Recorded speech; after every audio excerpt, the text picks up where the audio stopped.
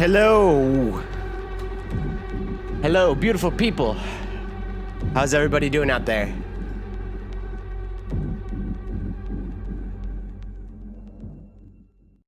So, as you can probably see by the title of the stream, today we're going to be doing something a little bit different and a little bit more interesting, in my opinion.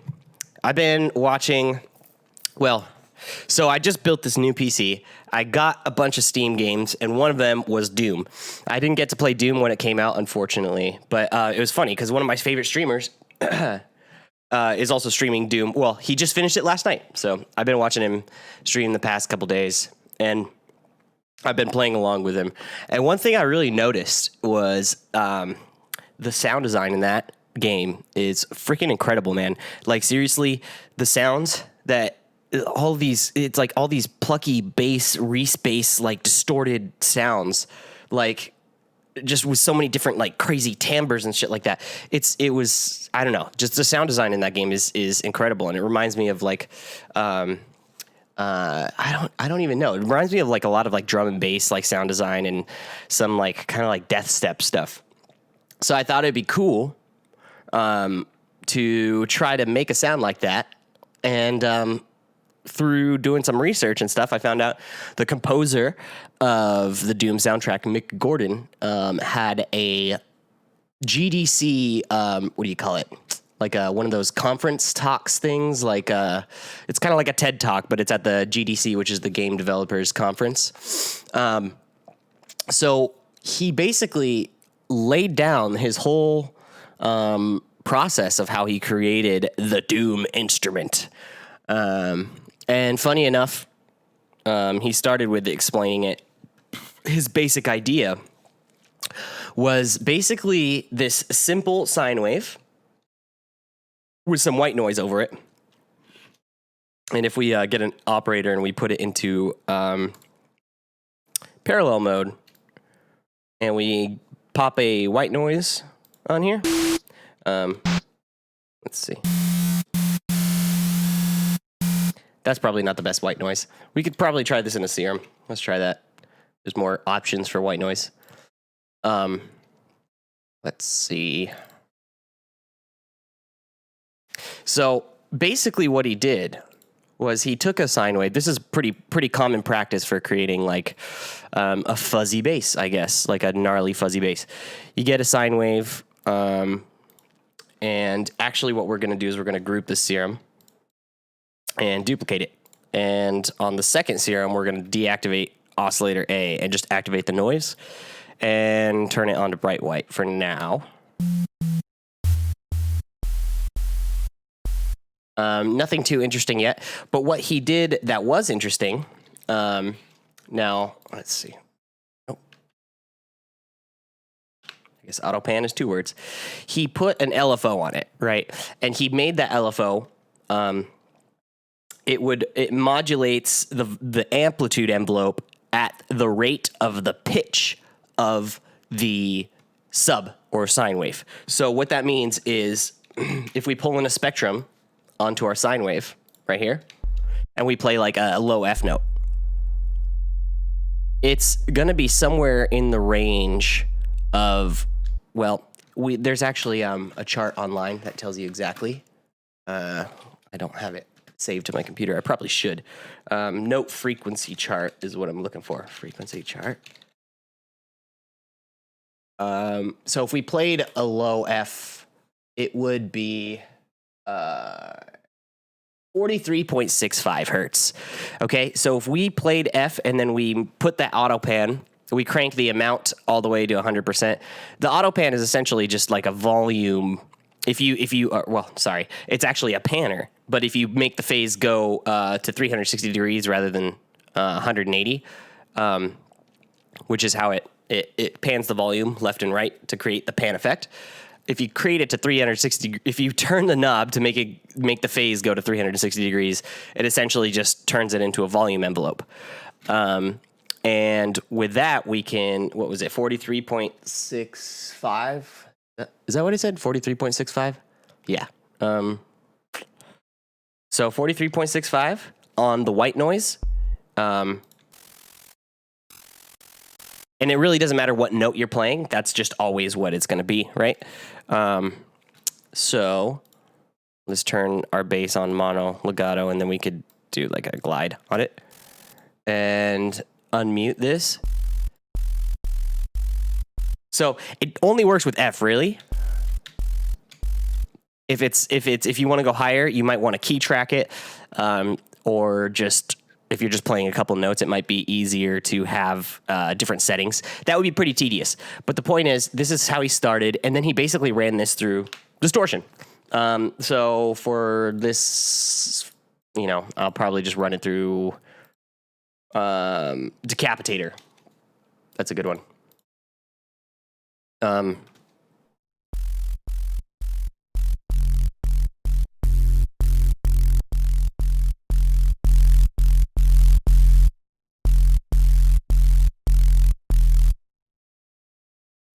All right, turn the phase random off.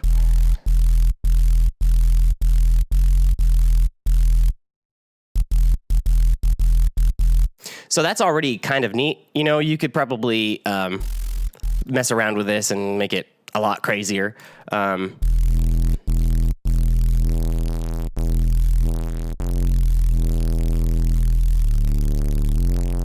So it's a very, very primitive kind of idea, right? And you hear that, like, just the grit and the noise you get out of it. It's pretty gnarly. But he was saying in the conference that when he started this and he was like, yes, this is awesome. He sent it off, and the email he got back was meh. But he got some encouraging words after that and said that basically told him he was on the right path, right? He's on the he's on the right track. One of the lead sound guys on the project was like, keep going. So I'm going to pull up a little bit, like a little excerpt of this video that I have right here, because I think it's important then from this point. He explains it beautifully. And I figured at this point, he basically breaks down how he created the Doom instrument. And I wanted to show you guys what he was talking about. And then from that point, I want to see if we can digitally recreate it in a digital environment, kind of deconstruct what he did and see if we can create some sort of, similar chain. Now, the biggest issue right now is I don't really have a whole lot of plugins on this computer, so I might be kind of short on like what I might be able to emulate or achieve. But I think that the process was pretty well laid out and very open to experimentation. So I think that no matter what, whether or not we I don't think that we'll get the exact things that he was going for, because honestly, to get the exact stuff that he did would be nearly impossible, I think, unless you had the same exact equipment he did. But even then, it's like you'll see how he calls it an array. It's not even like a chain. It's an array of chains that he runs this madness through. So I thought we could look at that and try and deconstruct it and create something similar, at least in the same vein in Ableton. So I'm just going to pull this up real quick. There we go. We start with a computer at the top. The computer is what generates the sound. In this case, it was a simple sine wave. We'll go into more of that in a little bit. That computer split that signal out into 4 different paths. These paths went into a chain. The first chain consisted of a whole bunch of pedals, 4 pedals as a result. Now, for this first test, I actually wrote these down for the real geeks in the audience, if you're curious. So the first pedal there was a Retro Mechanical Labs 432K distortion box, really, really great distortion box. The second pedal was a Metasonics KV100, really interesting tube distortion. The third pedal was a Geiger counter. It's like a bit crusher that you can kind of do some cool stuff with. The fourth pedal was a Dwarfcraft fuzz from the Dwarfcraft devices guys. They're really... So he already... Wait, that was a fourth pedal, right? Let me see. Yeah. So we have just a series of distortions here. 4 pedals as a result. Now, he said there was a bit crusher in there and a fuzz and a tube distortion, I believe. I can't remember what the first one was. He just said it was an interesting distortion.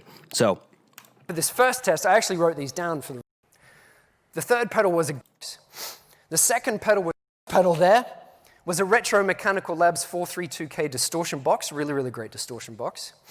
The second pedal was a Metasonics KV100, really interesting tube distortion. there's a tube. The third pedal was a Geiger counter. It's like a bit crusher that you can kind of do some cool stuff with. Bit crush. The fourth pedal was a Dwarfcraft fuzz from the Dwarfcraft fuzz pedal. devices guys. They're really, really cool as well. That was the first chain. At the bottom of that was a splitter. We'll get back to that one in a second. So a splitter, I'm not sure if he means like a frequency splitter. I honestly don't know what he meant. Probably to deal with the different frequency bands. Second chain went through a very similar setup. We had another 4 pedals. The first one was another Geiger counter, just for awesomeness. So another bit crush. The second one was a Metasonics TX3. Google it or don't.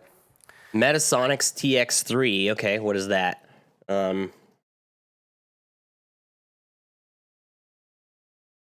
A noisy tube-based feedback loop pedal. Okay. Interesting. So, ooh, yeah, the feedback loops are really important, I think. The third was a Mutron biphase, an old phaser from like the late 60s, early 70s, really, really old phaser pedal. And because I really liked old phaser pedals, there was a second one of those. It was a Dodd 70s phaser as well. So really, really... So 2 phasers. We got a bit crusher, a feedback loop, and 2 phasers, and then a compressor. Cool stuff.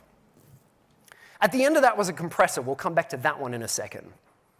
The third chain consisted of a tape echo. I had this Watkins copycat old tape echo. They would actually record to a tape, and then the record head is back with the play head, so whatever you record plays up behind. And that's it's like proper echo, actual natural echo on a tape machine, right? Real stuff. The second distortion box that was under that, the pedal 1 that you see listed there on the third chain, that was just another distortion box. It was a Trogotronic valve distortion thing. It wasn't really there for the distortion aspect. It was there more for the compression aspect. After that, I had this old Akai reel-to-reel machine from the 70s. It's like a tiny little 1/4-inch thing. Great sound, really, really grimy. What I was doing here was feeding it with about 40 decibels more than it could handle, which was really, really cool, and then recording back off it at the same time. Following on to that Interesting. So it sounds like he was doing some sort of tape saturation or something. went into a spring reverb tank with a wet and dry control, so I could kind of play around with that. That went into a compressor, which I'll talk about in a second. The final one we did a couple of different interesting things with. The signal was sent out to a little mini amp. You know those little crappy like Fender mini amp things that got like a tiny... See, okay, that's perfect because I know exactly. I mean, Ableton has an amp plug-in right there, and I feel like it sounds like one of those crappy little mini amp things. Tiny little speaker. Like if you, no offense, I mean like you could probably get some pretty cool sounds with it, but honestly, it's pretty basic, and if you, it's easy to make it sound cheap. So you could even just put a cab on that, probably. Again, it was being fed with about 40 decibels too much of what it can handle. That was being mic'd with a little like a microphone with, so the speaker had a microphone in front of it, and a little bit of that signal was being sent through a splitter back into the amp itself. So we're creating a feedback loop there. Okay, wait. Sorry. Oh shit. Don't do this to me now. Dude. I hate it. It's like, it knows what it wants to do. Oh no.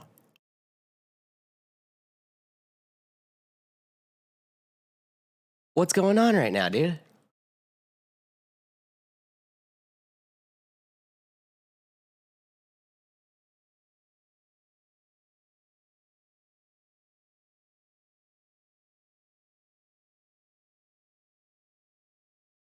Fed with about 40 decibels too much of what it can handle.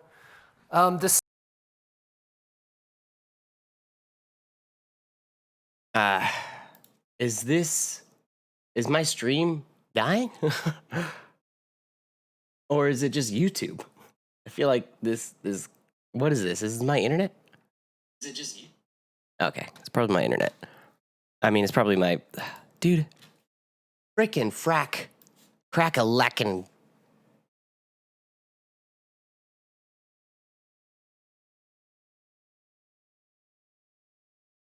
That tab just died. It like just didn't. YouTube, what are you doing? Oh my God. It's just this video. This video is just like, nah, I'm not going to load for you anymore. It's like, they know. No, seriously, like, look at this. I do this, and then you click on the next video. Oh, no, that's fine. Oh, this is fine. But this video does not want to load. Dude, this is so stupid.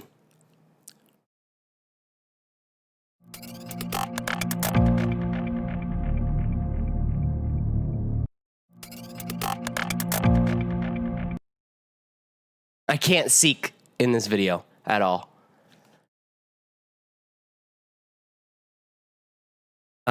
This is painful. Is there any way I could just use freaking... This is forbidden. This is the forbidden thing, but... That was being mic'd with a little like a microphone with, so the speaker had a microphone in front of it, and a little bit of that signal was being sent through a splitter back into the amp itself. So we're creating a feedback loop. Oh my goodness. How would he do that? So the sine wave went into the mini amp.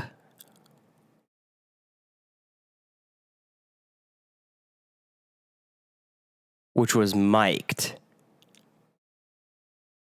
And the mic went back into the mini amp. That was being mic'd with a little like a microphone with, so the speaker had a microphone in front of it, and a little bit of that signal was being sent through a splitter back into the amp itself. So we're creating a feedback loop there. Now, that's something that I'm not entirely sure how I would do in Ableton. I'm trying to think. To create a feedback loop like that. Because if you ran a sine wave through an amp, can you take that same signal and run it back into itself?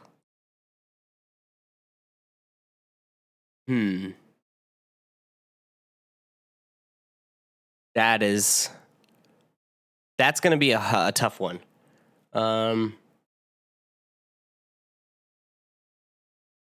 We'll figure it out. But the feedback loop was only very, very small. It was so small that if a sound was actually coming through the amp, it would choke out the feedback. And when that sound started to disappear, the feedback would come back up in the mix. I have a little example of that running here.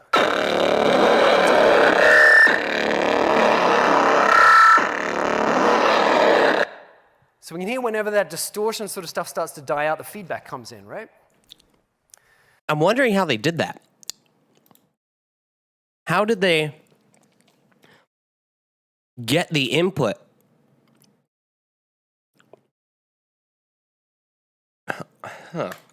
So the next thing is that every single one of those ran into a mixer, so I could start summing things back down.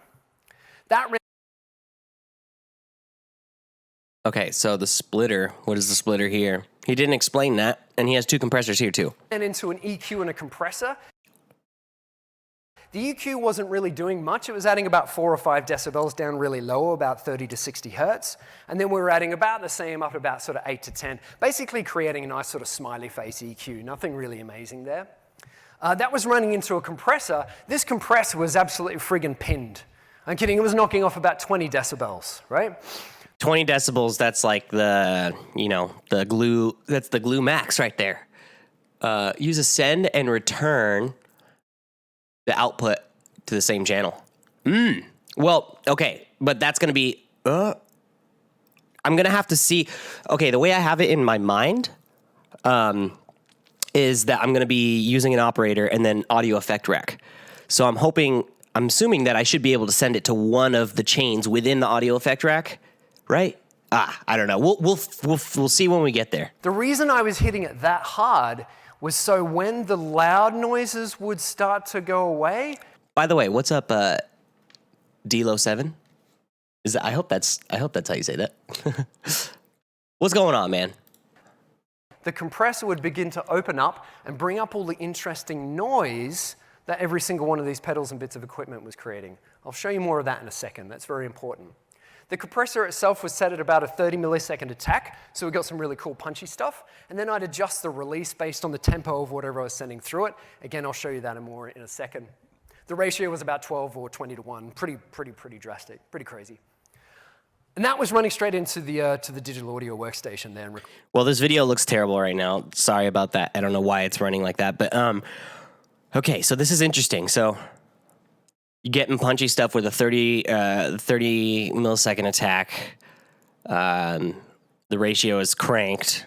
I don't know if I'm going to be able to do that with the glue compressor unless I put them in a series and then just do 10 decibels on each glue compressor. But I mean, I don't know. I probably should just use a regular compressor. Recording stuff. So what I'm going to do next is attempt to, if we can get some volume on the computer here, I'm going to show you my first Okay, so this is essentially what we're going to want to get close to at least, and it's going to be interesting. I don't know how it's going to go. I'm not going to promise that we're going to get there, but it's an experiment and it's for fun. It's sound design, so experiment running through this array. I'm going to show you a series of sine wave tones. They're 4 F notes followed by a little bit of a gap. It's not meant to be buzzing. That's that buzzing over there. A gap. Okay, so that's it. Now, I know what you're thinking. It's really not amazing, right? I know, music of the year right here. Woo! But when you run that through this array, all sorts of interesting stuff starts to happen. What I want you to listen out for is a couple of things. At the end of those 4 F notes, you'll hear another note creep in underneath. It's like an E. It's like just below the F. That's not being generated from me. That's not being generated from the computer. That's coming from some ground hum within the array. Additional to that, there's all sorts of interesting distortion layers that are coming in and out based on that splitter on the left-hand side there that was sending a signal to those compressors along the bottom. Sometimes, if I wanted to, that was essentially side-chaining the signal from those other chains. So based on whatever the input based on whatever the input was doing, it could dynamically change the mix of whatever each chain I had. The last thing I want you to hear out for is all sorts of interesting stuff that's going on with the sonics and things. You'll hear all sorts of harmonics. Anyway, here. Wait a minute. I need to hear that one more time. Sometimes, additional to that, there's all sorts of interesting distortion layers that are coming in and out based on that splitter on the left-hand side there that was sending a signal to those compressors along the bottom. Sometimes, if I wanted to, that was essentially side-chaining the signal from those other chains. Sometimes, if you wanted to, that was actually side-chaining the signal from the other chains. So based on whatever the input based on whatever the input was doing, it could dynamically change the mix of whatever each chain I had. Interesting. Based on what the input was doing, though. So that's interesting. Is it... So the sidechain threshold must have been pretty low. I mean, not low. The threshold must have been pretty high, so that, because he said he was changing the amplitude and the pitch of the sine wave, correct? So if he's changing the amplitude and the pitch to get these different tones, I'm assuming that once the amplitude reached a certain point, then that would trigger the sidechain. So once it got so loud, then the sidechain would start sidechaining the other signals. But once it was low, the other signals could creep through without being affected by the sidechain. That is my interpretation of it, but I'm not entirely sure. The The last thing I want you to hear out for is all sorts of interesting stuff that's going on with the sonics and things. You'll hear all sorts of harmonics. Anyway, here again is that same subwoofer tone run through this array several times.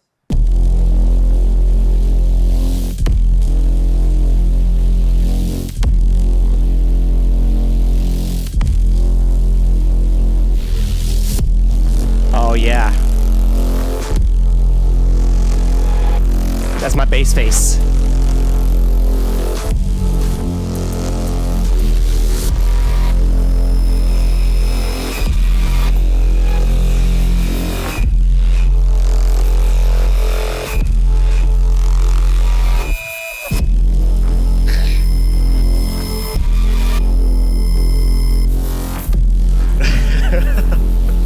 That shit. Dude. Now we're getting somewhere interesting.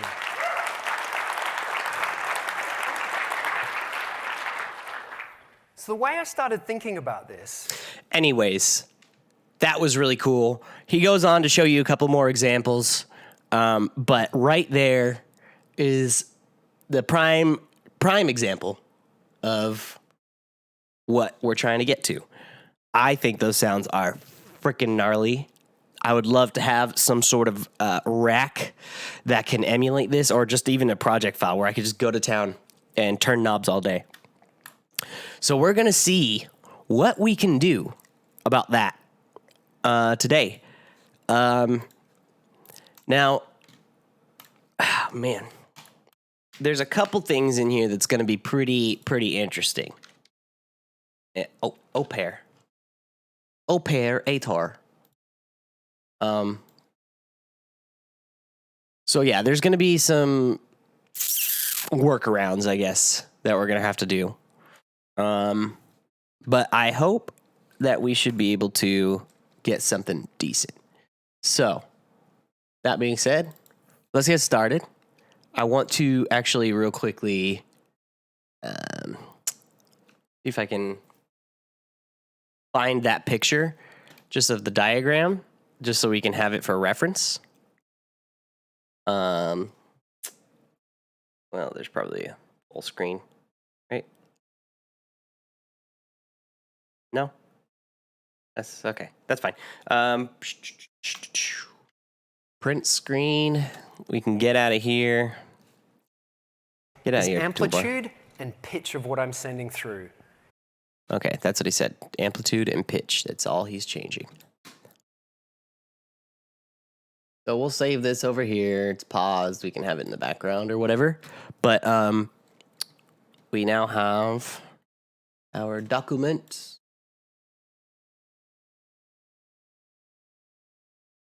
Oh, no, pictures.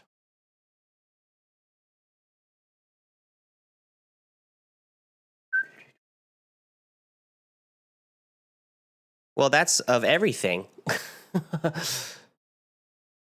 Oh, well. Damn it. That's fine. I have it up here on the video. We can always just pull it down for reference. Okay. So, we're going to create 4 chains. And we effectively, at this point, have those 4 chains that he was talking about. And each one has, like, on the first one, we have just mad distortion. And then a splitter. So, I think if we start with, he said the first one was just this interesting distortion. I can't remember what the model was, but we'll just start with Decapitator because I think it's an interesting plugin. I would say it's got a decent distortion sound to it. And all these different styles will give us different options. And then he said he had a tube distortion. So I wonder if we have something like that. We do have, you know what?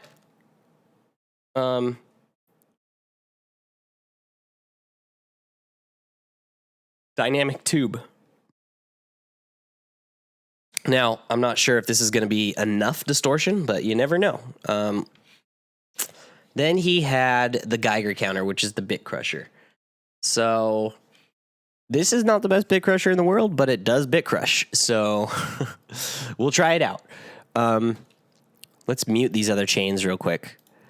And then he had a fuzz pedal. GTR. Do I have that? I do have Waves GTR, huh? So that came with gold, I think. Stomp. We'll do Stomp too, because I don't think we need anything crazy.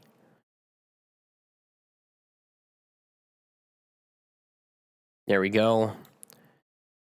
And Fuzz. So with that, we can just finish off with a splitter. And I'm going to use multipass, because it just does it already, right? Basically, it's split.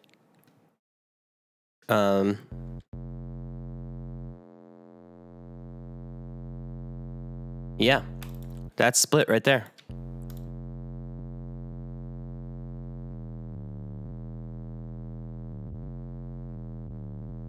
So I don't know if that's what he meant, a splitter. I actually think he means no, it's not a frequency splitter. I just realized that. He actually split the signal.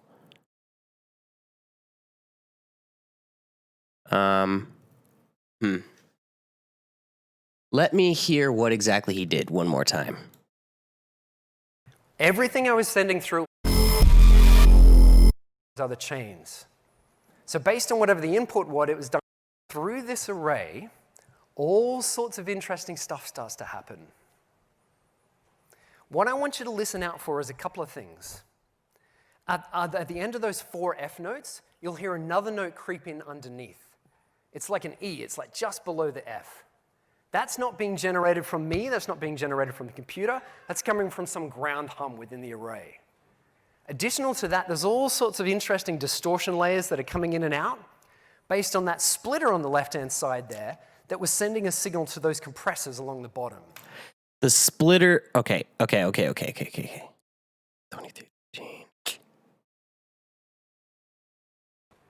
Additional to that, there's all sorts of interesting distortion layers that are coming in and out based on that splitter on the left-hand side there that was sending a signal to those compressors along the bottom.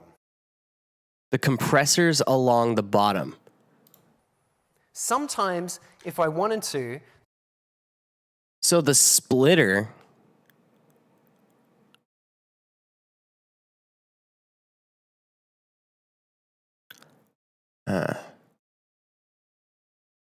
we might have to do this on separate tracks instead of an audio effect rack.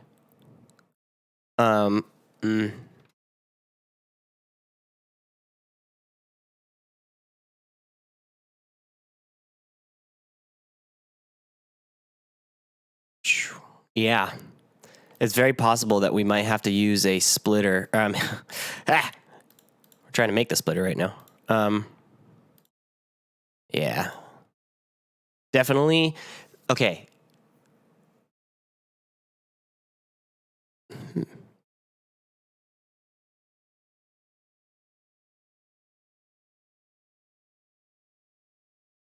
This is interesting. Now, we should... yeah. I think I figured it out.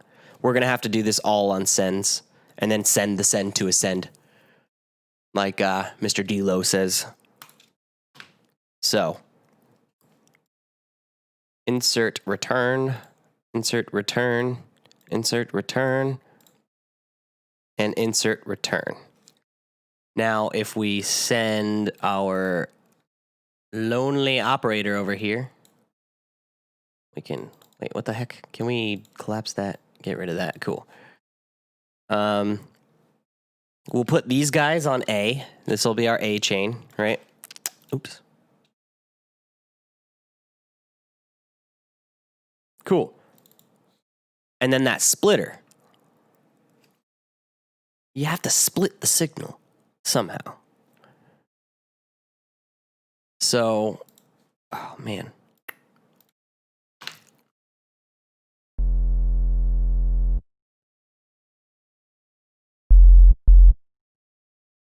let's put a let's put a limiter on this just so we don't blow out the ears of everybody else.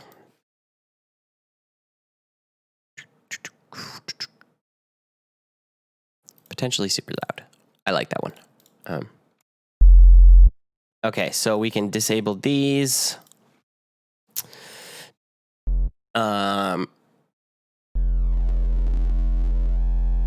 So how would we split though? That's actually the problem right here.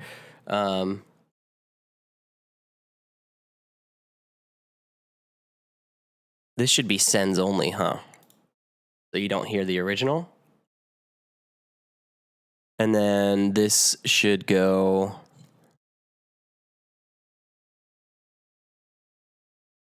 Can you do that? No.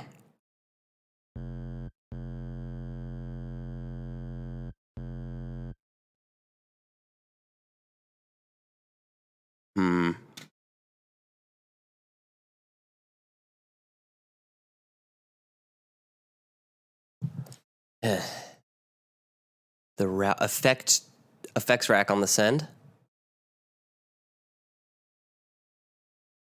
Audio effect rack?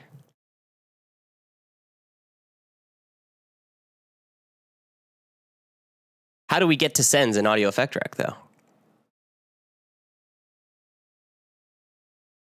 Can we send a signal from audio effect rack? Like,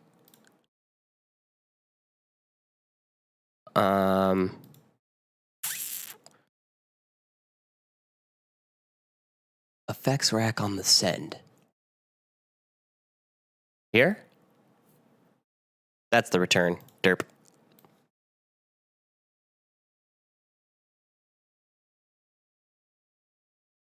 So, fuck. No, cause look. This signal not only needs to output to the master, but then it needs to output to one compressor at the end of this. Audio to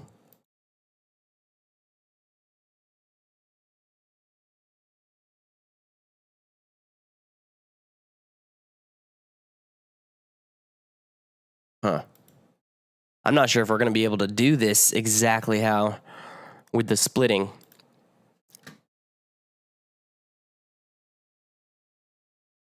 Wait, what do you need to split the signal to do? Okay. So what he has, right? He has a sine wave and then he has his 4 chains that are running in parallel. He needs the end of this one chain. So there's going to be plugins on these other ones, right? Like just for example, blah blah blah. And then a compressor at the end. This compressor right here. And then this other chain right here is going to have the same shit. It's going to have some shit and a compressor at the end. And then this one's going to have like 2 things and a compressor. Oops. This thing's going to have 2 things. God, dude. I'm shift clicking. Here we go. It's going to have 2 chains or 2 plugins and 2 compressors. So from what I understand, he's splitting the end of A to go to. This is my interpretation. He might just be going into the master compressors, but I think he's splitting, and he said he was sidechaining it too. So to sidechain the other, this was sidechaining the other signals at a certain amplitude. So he needs the end of this chain to send. If we could have like a splitter plug in here to have it go 1 to the master and then 1 to the 1 to all of these other sends, but not just the sends themselves, just the compressor. We don't want this signal, the entirety of this signal. We just want them to go through these compressors.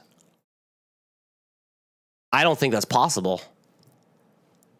I'm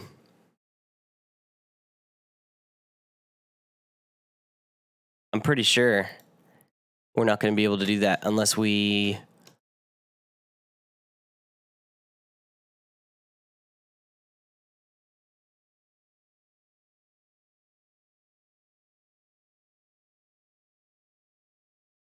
Like the only other way to do this now, okay, would be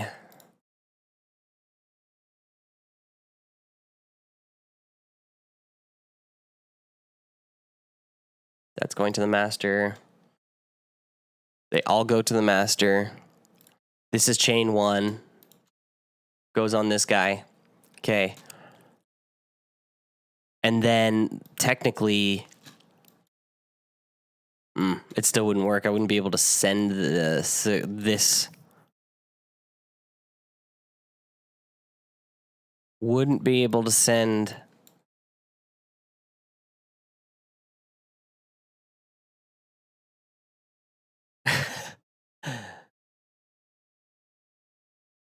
Yeah, I'm pretty sure you can't route that way at all, which is the beauty of hardware, you know? That's the unfortunate part, is we're going to have to make some compromises here. And that's kind of what I'm trying to figure out. What is the best way to go about this? Because it's definitely no easy task. He has a much more complex setup than you can achieve within any DAW for that matter. I can't even. Maybe something like Reason would be able to do that. Does Reason have virtual splitter cables? I know they have the virtual cabling system in the whole back of the rack thing, but man.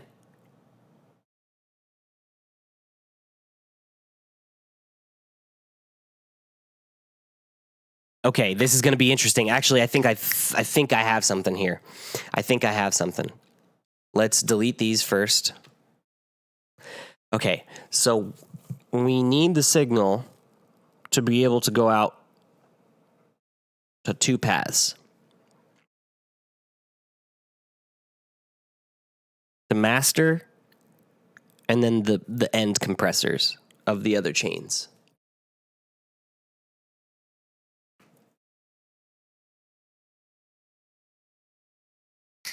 I think I got it. Okay. Oh, shit. Not audio track. Okay, if we have a return track. So we're going to have to do something wonky, and we're going to have to split up the splitting of the signals, right? So the way I'm thinking about it is these comps, these compressors here, all of these, this is a separate one, and that's a separate one, and this is a separate one. So we'll create a chain for each of those, right? Like a return. We'll create a return for each of those. The first one doesn't have one, so we only need 3, right? Compressor, and then we have a compressor here, and then there's 2 compressors on this one. Just for, okay?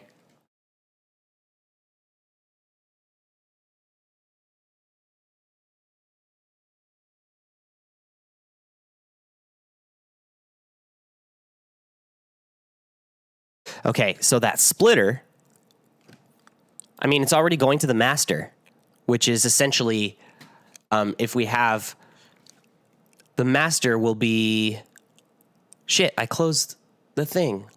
Whatever. He said he had an EQ and a compressor on the master.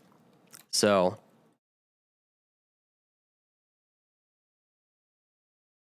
what am I doing?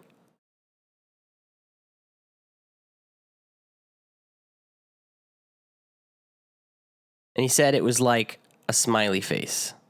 I don't think he was doing this. I think it was more like...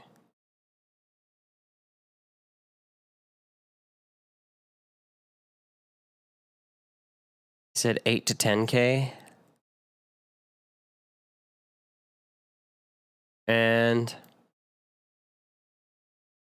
30 to 60K, I think. Was somewhere around there, so...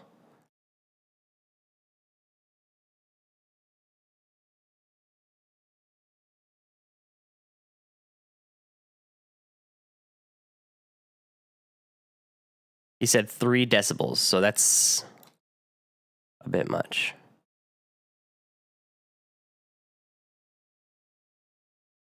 So realistically, I think that's basically the setup he had. And then he said this thing was pinned. It was taken off 20 dB. Do we want the makeup gain? The ratio was cranked. It was like 20. He said like 12 to 20 to something like that. The attack was somewhere around 30 milliseconds because he wanted to get, and then he could play with the release depending on.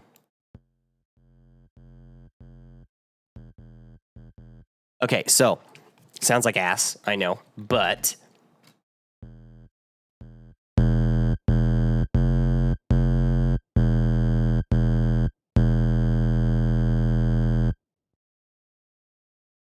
um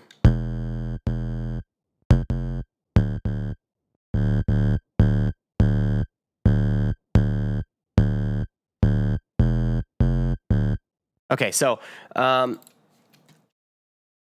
this splitter now,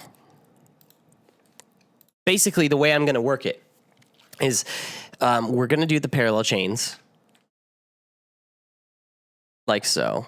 Like we have our 4 chains, and these returns are just going to be the compressors, and we can send like this is the second. Okay, chain 1. Oh shoot.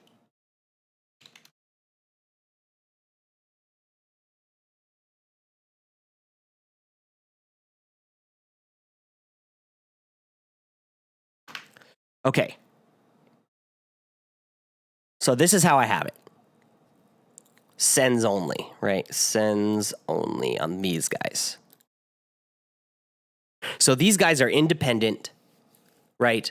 And for all intents and purposes, these compressors could just be on these. But because we need to send the first signal through, fuck.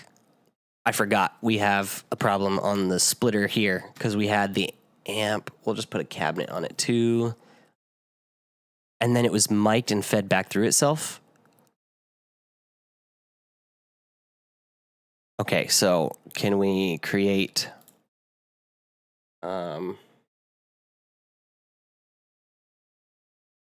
feedback audio to no, you can't send the audio of the return back to a track.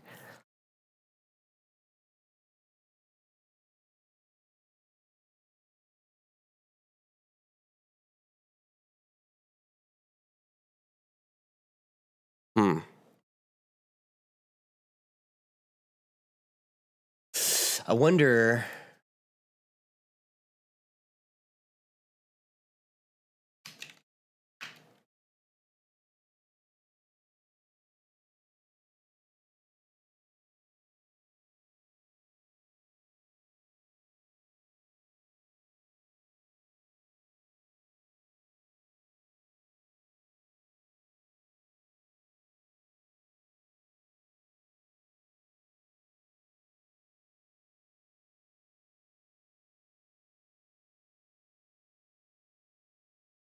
This says, okay, interesting. Create a DIY feedback loops in Ableton Live. Fluid, flexible audio signal routing live makes for a powerful feedback circuit. Let's take a look. One of Ableton Live's lesser known and more unusual features is the ability to route return tracks back into themselves to generate feedback loops. Can you do that? Can you just be like, I'm going to send that? Like, I don't understand. I understand how that works. I don't understand how to achieve that. Ableton Live has the ability to send a return channel back into itself, creating a feedback loop. Because we can load plugins onto a return channel just like we can any other track, this gives us room for some really creative delay processing. First, create a return track and load up a simple delay device on it. Set both left and right channels to time base 2 and crank up the delays dry wet mix to 100%. Now the delay is ready. Send an audio channel into this return to feed the signal into the parallel delay channel. Okay? That's simple. We add the limiter, blah, blah, blah, channel for protection, setting the threshold to 0. The sorts of feedback tricks we're going to do here can go completely wrong at the slip of a finger, so a limiter is crucial for protecting your ears and speakers. So, yeah, might as well go ahead and copy that boy over there just because we can. And go back to here. What were we? Hello? Hello? Did I get rid of that window?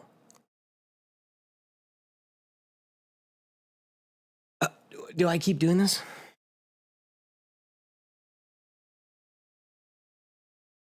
Did I literally close that? I don't know what I did.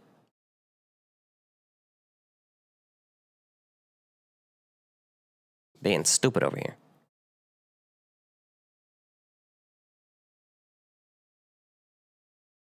Okay. By sending the return track back to itself, we create a feedback loop. Right click the return tracks send knob and click select.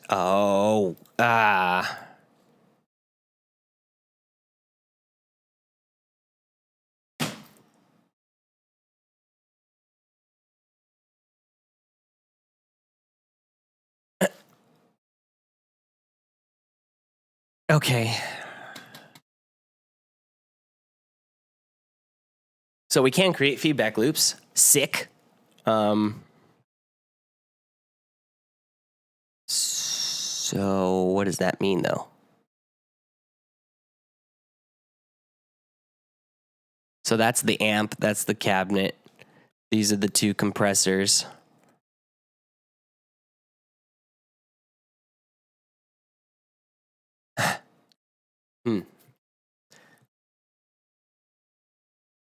Send to C. No. Okay, chain 4 comp. Chain 4 feedback. I see. So it sends only. We send this to chain 4 feedback, right? Actually, yeah. And then we send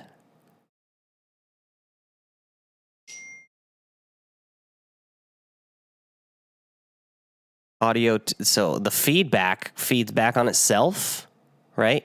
So D goes into D.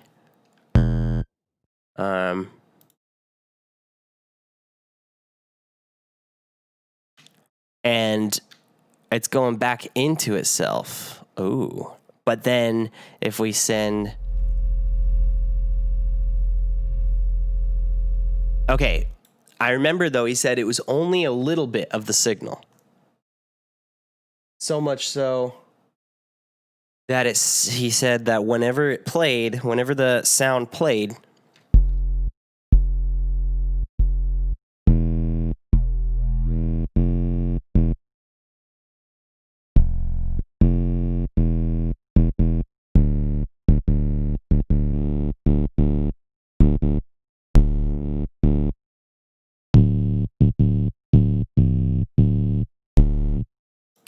so he probably actually wants this. This one was probably much more of like, it was a crappy little one, crappy little.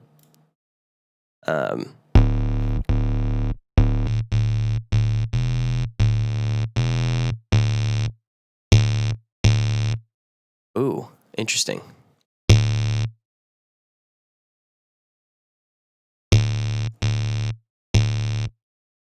So that's just with the distortion, but then.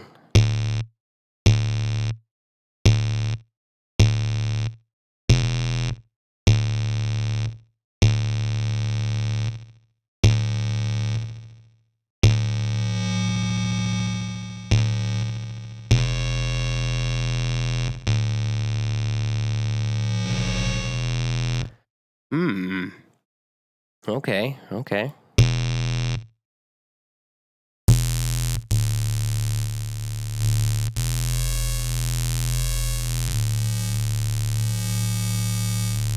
Wow.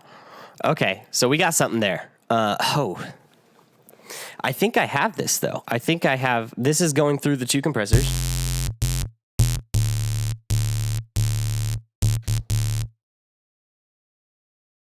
And then this whole signal would be going through all those compressors as well. So the side chaining part, how to figure out how to side chain this is going to be kind of interesting. But yeah. All right, so this is really complicated, actually, because we have to... It's not incredibly complicated, but it's definitely a lot less straightforward than his setup, because we have to do these weird things to basically have to have twice as many chains going just to get the same setup. But that being said, we haven't done anything really, like pretty much nothing. We're just setting it up, and then we're gonna start running shit through it, right? And maybe swapping out stuff. So I want to go back to old Mr. Mick Gordon.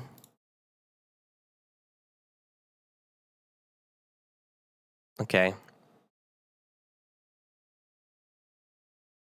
I actually wrote these down for the real geeks in the audience, if you're curious. So the first pedal there was a Retro Mechanical Labs 432K distortion box, really, really great distortion box. The second pedal was a Metasonics KV100, really interesting tube distortion. So distortion box, tube distortion. The third pedal was a Geiger counter. It's like a bit crusher that you can kind of do some cool stuff with. I want to see what this Geiger counter bit crusher is. Geiger counter bit crusher. Okay, so I need to see what kind of shit, man. $500 for a fucking bit crusher? No, I mean, it makes sense. It's hardware. It's probably badass too. Maybe what if there's like a plugin that's like this, like Geiger counter bit crusher. Oh shit. Plugin.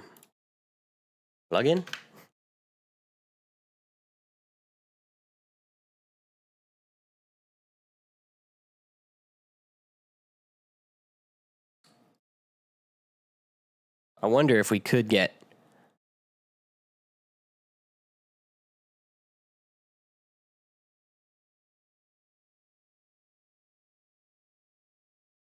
Geiger counter digital destruction.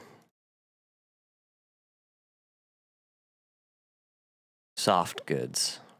No. Are there plugins?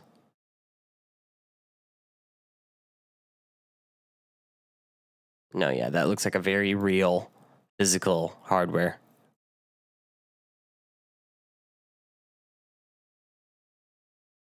Huh. So this looks like an interesting Decimort 2 high quality bit crusher. Huh. I wonder if there's a demo on this that we can try.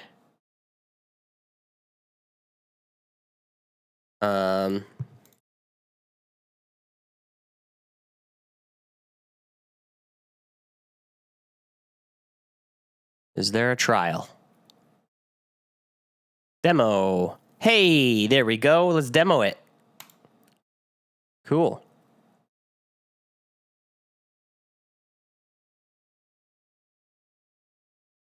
Yeah, we're going deep. We're actually getting new plugins just to freaking make this work. Neat. Let's just say best bit crusher VST, because I don't think I have a good one. Best bit crusher plugins, they're all free. Okay. And then best distortion VST. Detortion.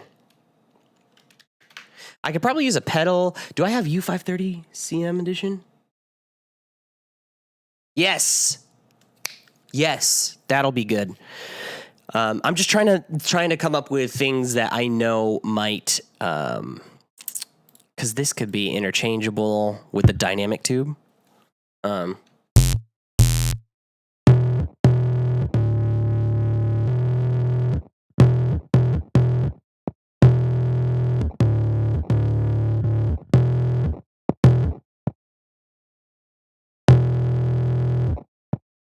Interesting.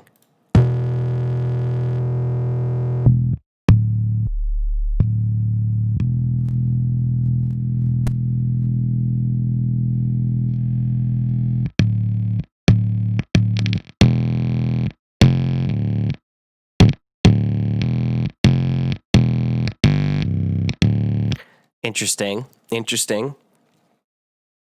Try get decapitated.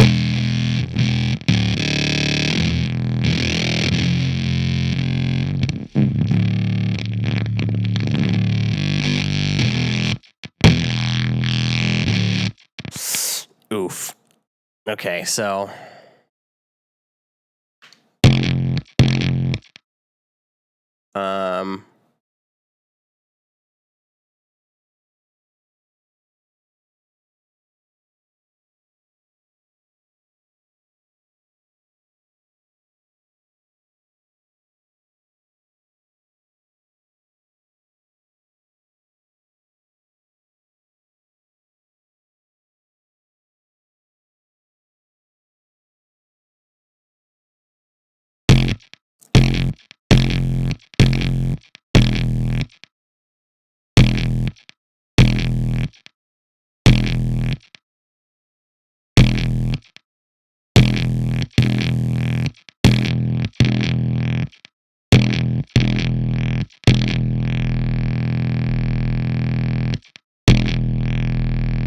Okay, so yeah, we haven't done anything to chain 2 and 3. And chain 4 seems to basically be what we need it to be, because we've got the amp, right? And technically it's already mic'd because it's going out to the send. And then the send is feedbacking into itself, so that's like the mic going back into the amp, right? Oh, no. Actually.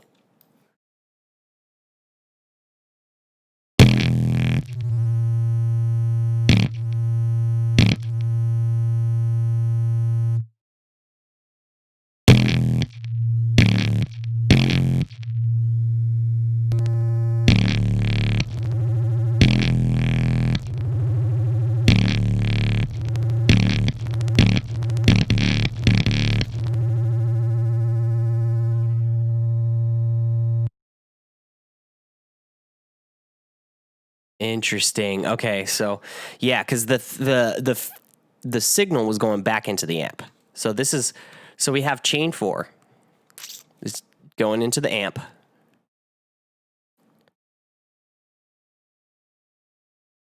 Oh wow, that should be interesting. The limiter shouldn't be on the, because that's not the output. The limiter should be on this. Those are the 2 compressors.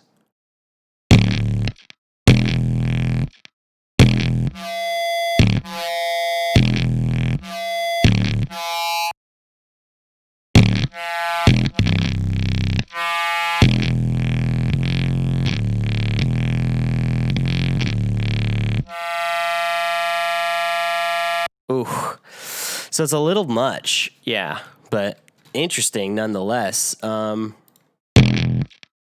I think that's basically what we wanted.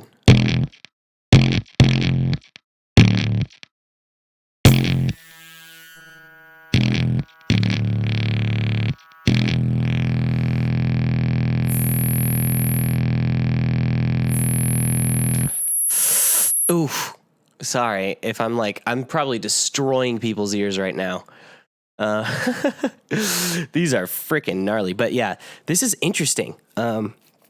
I've never created a feedback loop like this before in Ableton, so man, I'm still trying to wrap my head around how this whole chain is going to work. But let's just continue.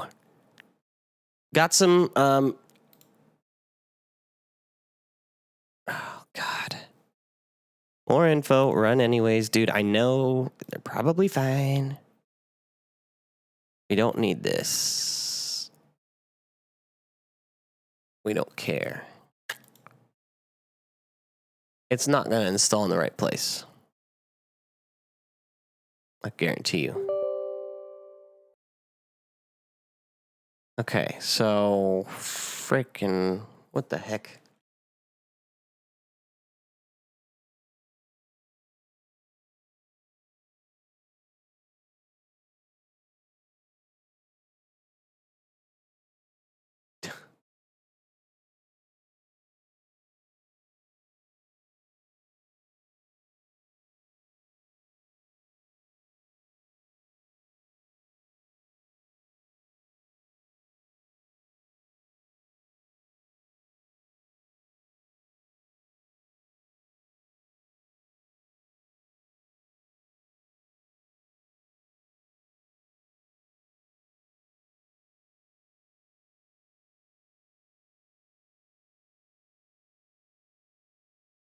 I'm not sure where this installed.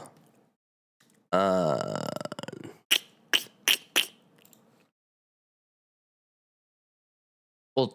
maybe we can change the install. Okay, I have a custom install location. Change. Here we go.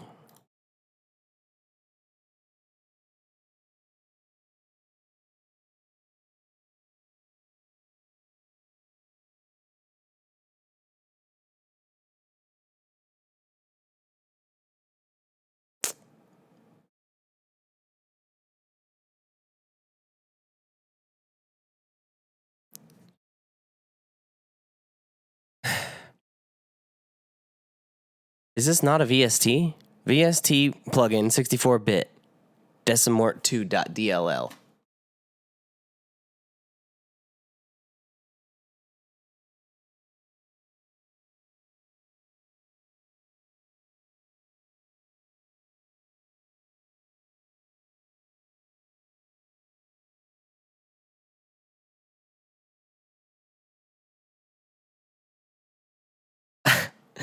Okay, if this doesn't work, I'll probably just have to get a different one. Because this is stupid. Whoever set up this freaking installer is an idiot. Why the hell would you set it up this way? This doesn't make any sense.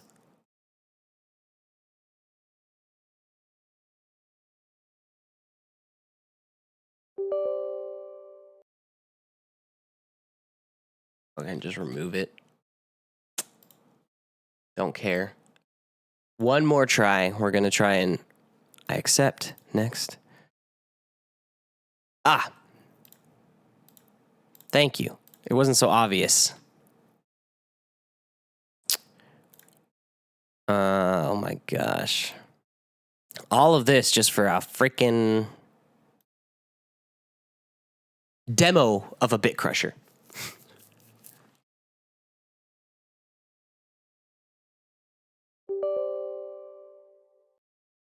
Cool. File. Plugins, rescan. Right. Decimort. Thank you. Thank you, thank you, thank you.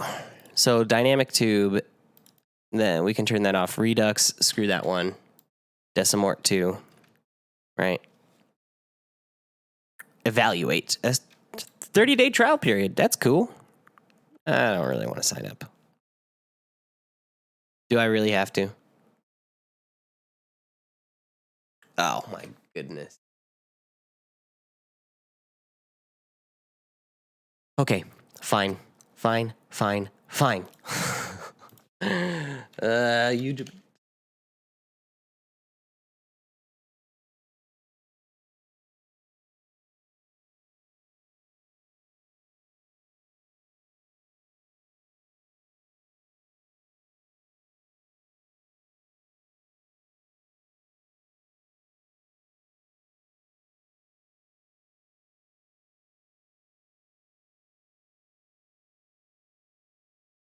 Oh my goodness, I'm sorry.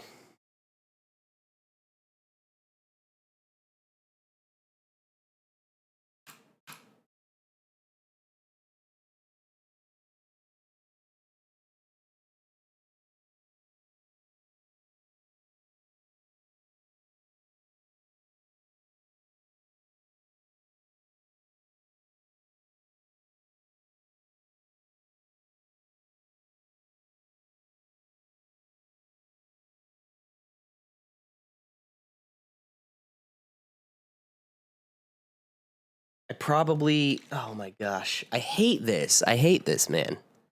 This is so stupid. Probably not gonna buy this plugin now just because they made me go through all this work just to freaking get the demo, dude. Like, it was here. Just let me use it. You let me install it. Don't understand. Activate the account. So stupid. Thank you. Sign in. No. Dude. You gotta be kidding me.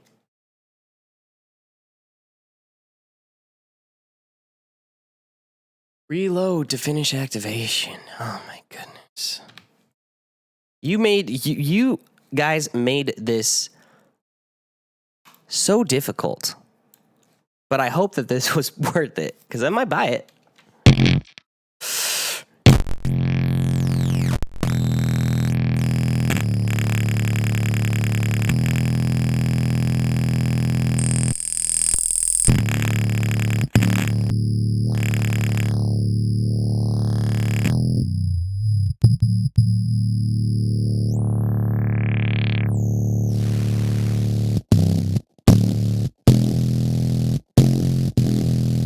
Okay, so we're kind of getting somewhere now.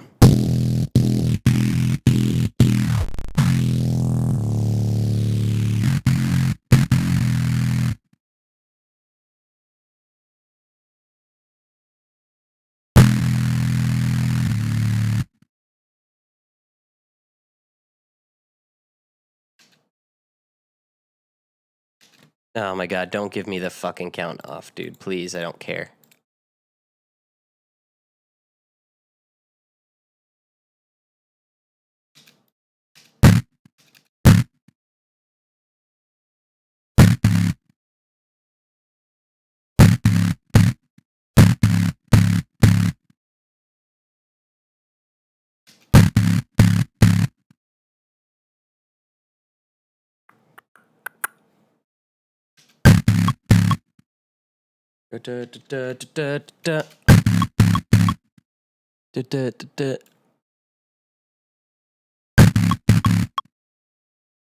It just copy that little pattern.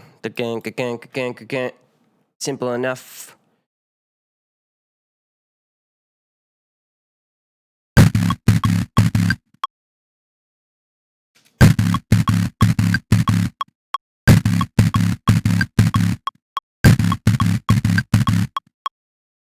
Okay. Now.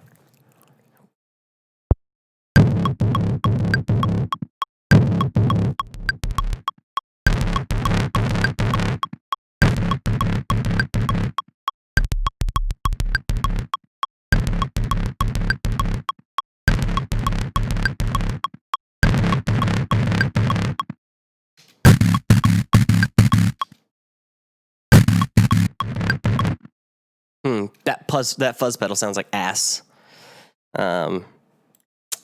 Shoot. I think that sounds better.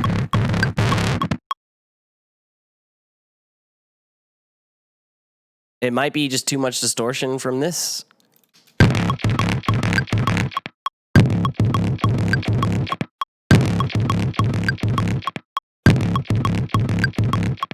Ooh. Yeah, so all those artifacts and stuff are kind of getting interesting. I kind of like that decimort, though. It's got like an interesting tone to it. Okay, so got to go back to now that we got a decent chain. We have our interesting distortion plugin. We have our interesting tube. We have our interesting bit crusher. We don't have an interesting fuzz pedal.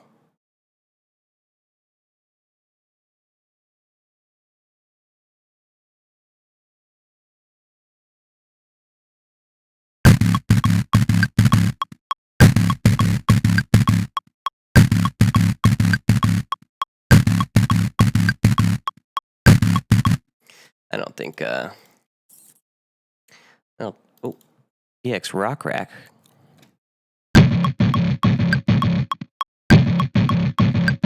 Oh, that's a trial. Okay. Probably ran out of that too. This one's probably a trial. Oh no.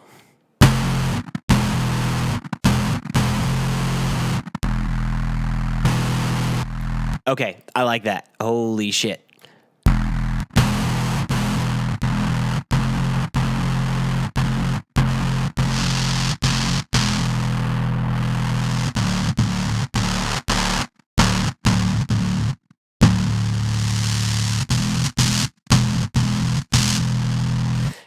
Mouse and keyboard. I mean, mice just suck, man, for twisting knobs. I gotta go get my like Ableton push or something. Or fuck. I would love to have one of those like just 4x4 like 16 knob little pads. So I could just like route all of these knobs. That'd be fucking sick. Ooh, I like this. Interesting. Okay. So can we save this and just delete it? Delete the track group.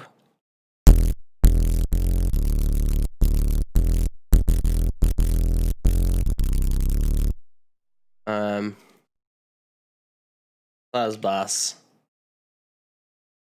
Just put it in my own presets. I'll just pop it in there for now. Chain 1. We're done. I don't think we'll use GTR Stomp, but see, right now we have options. So there we go. Actually, you know what? Let's just group these. And actually, we're going to create another chain. But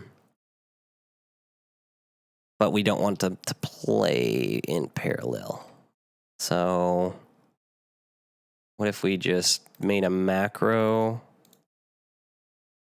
map to macro 1, map to that, and then we can map the shoop, and then, right, done?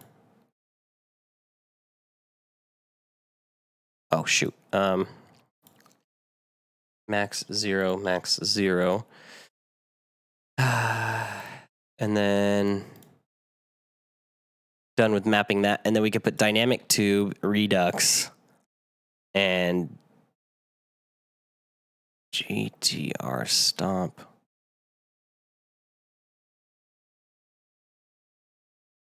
Oh, yeah, and then we'll copy decapitator.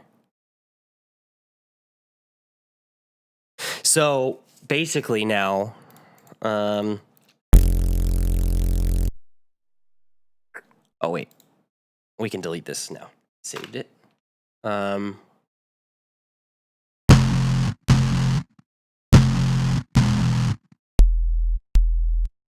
these on.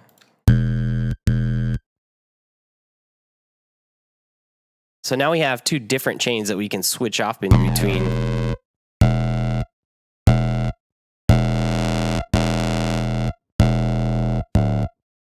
This one sounds like ass, though. Let me see if I could do something about this.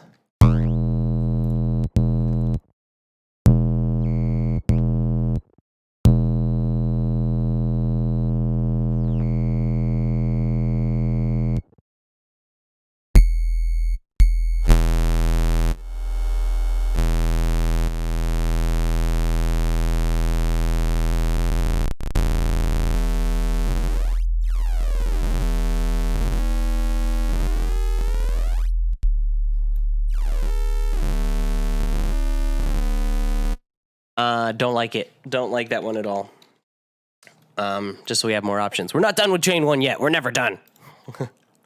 Oh, kilohertz bit crusher. That might be something.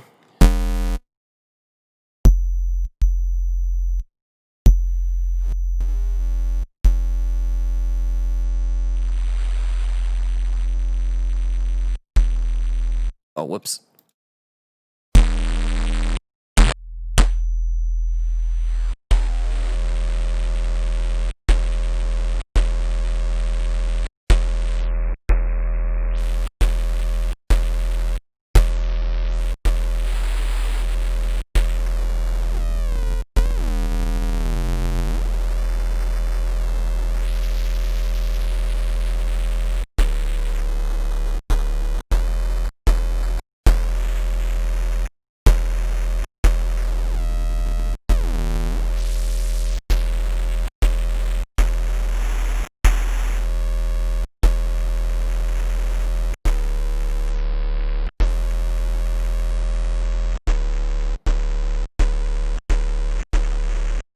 I like that. That's all right. It's pretty neat.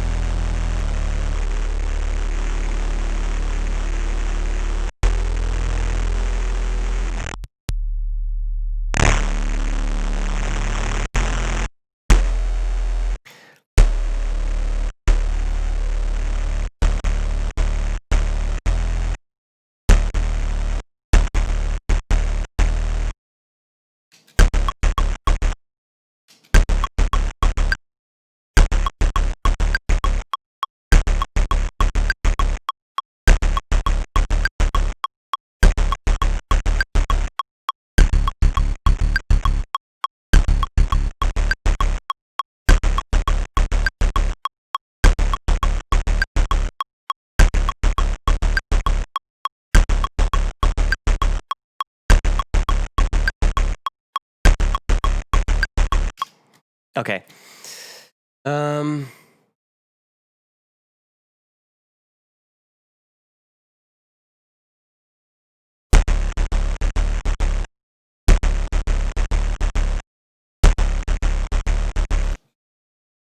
So we have...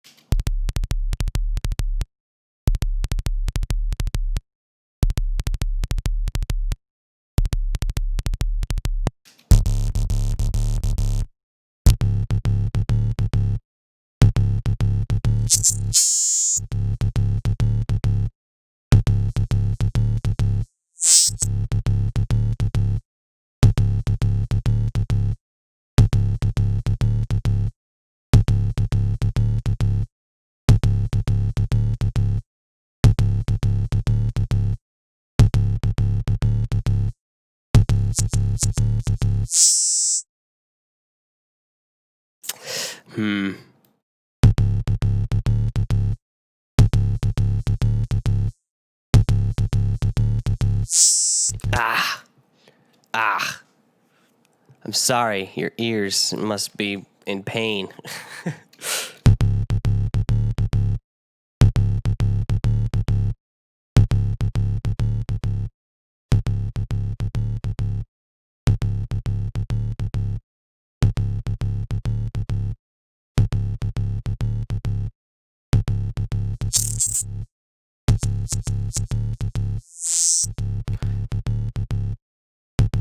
It's interesting how that... no.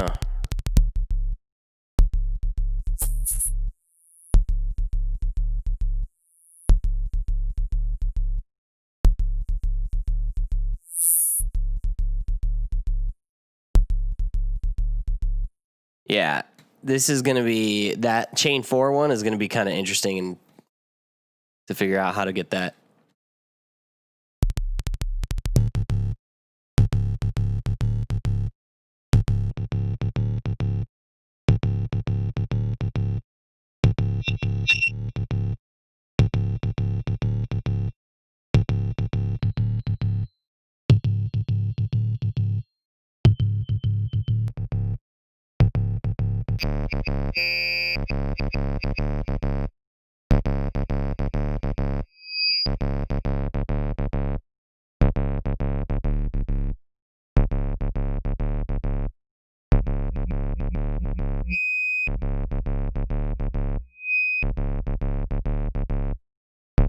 Okay.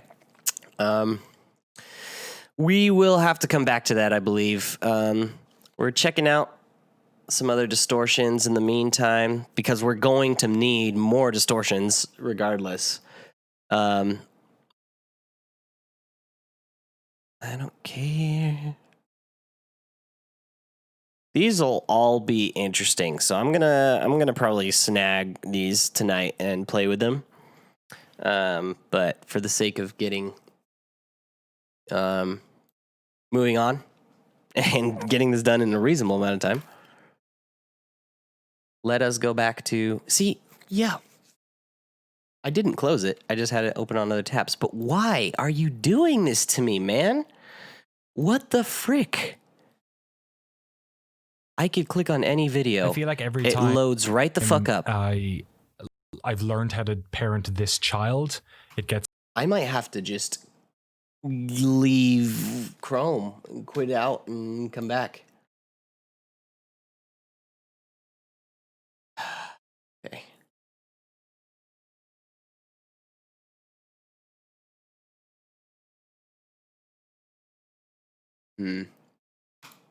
All right. Let me close out Chrome. See if restarting Chrome does anything.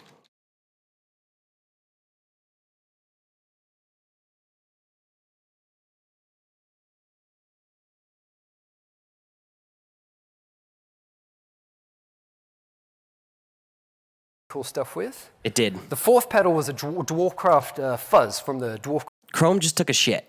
That's annoying. I guess I had it open for too long. Craft devices, guys. They're really, really cool as well. Okay. That was the first chain. At the bottom of that was a splitter. We'll get back to that one in a second. The second chain went through a very similar setup. We had another 4 pedals. The first one was another Geiger counter, just for awesomeness. The second one was a Metasonics TX3. Google it or don't.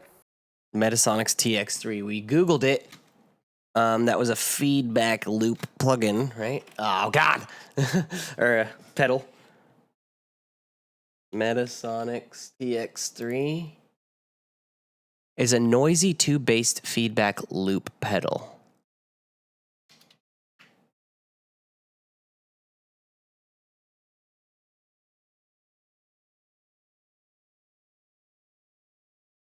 Huh.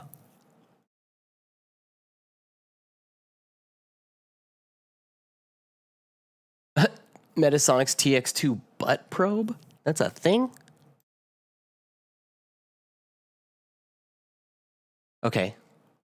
Metasonics iCunt TX3. What? That's a thing?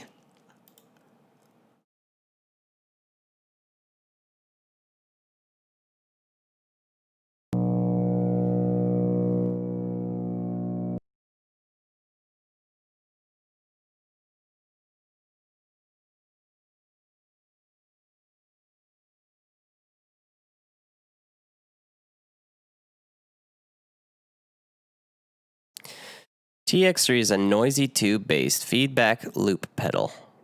The controls are not defined, with the nature of the design being for experimentation. Feedback loop BST. Or a tube feedback loop, I guess.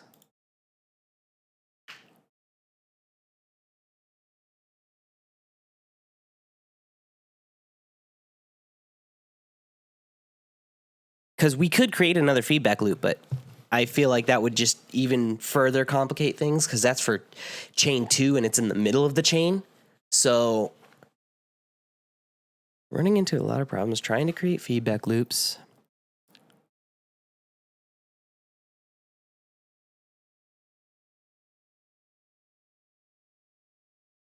Okay, Energy XT2.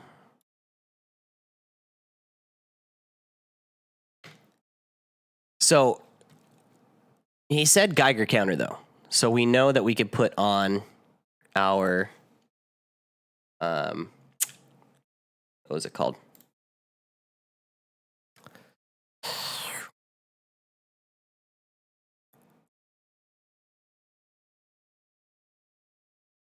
Decimort.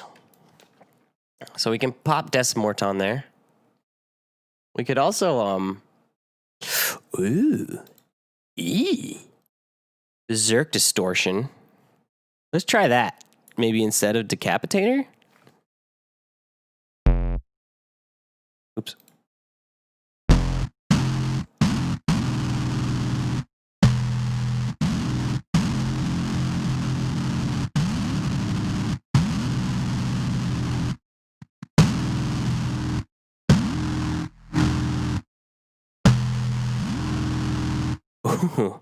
What?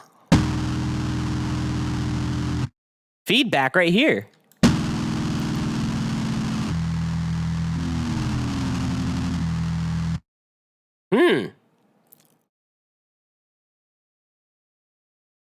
Maybe we could just use our... Okay, so we'll use Decimator here, and why don't we pop Berserk onto here and just use that as our feedback guy.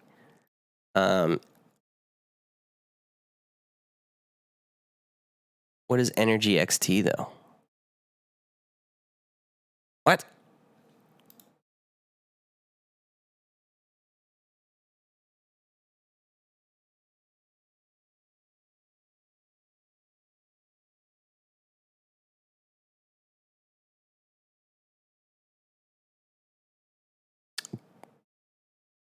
I wonder...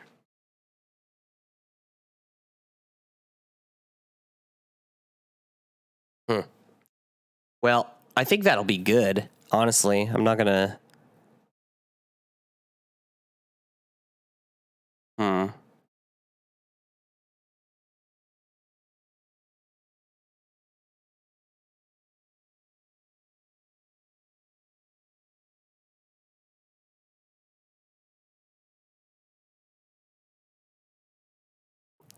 This guy uses dummy audio tracks to route signal back to the input of another track.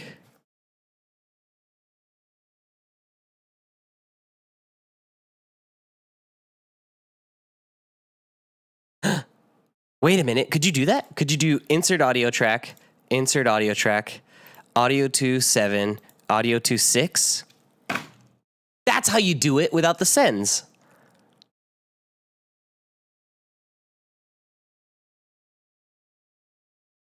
Right?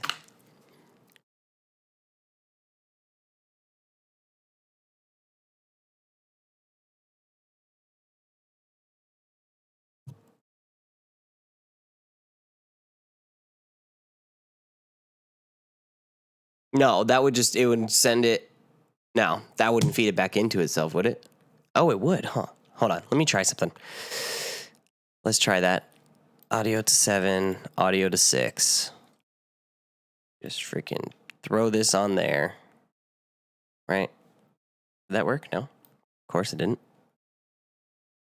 Because it's an audio track.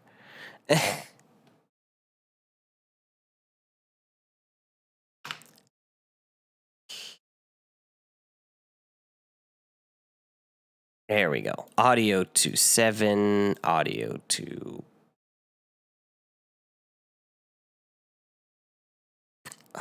Can't do that with MIDI. That's right.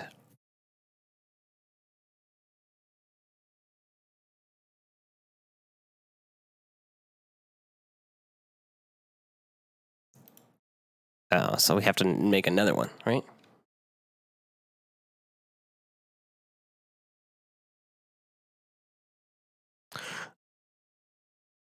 Oh.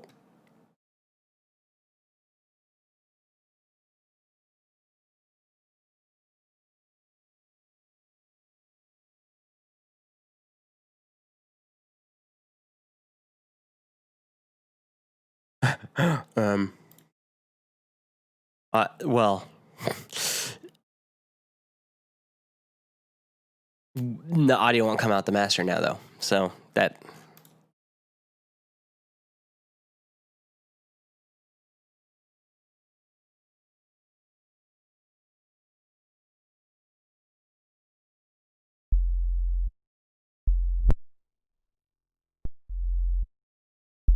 Okay, yeah, no, that's not going to work.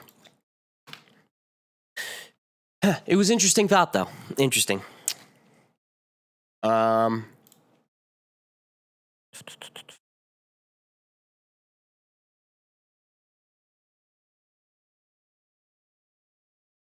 Soft tube delay.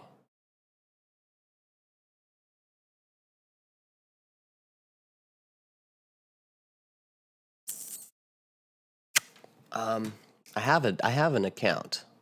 Log in.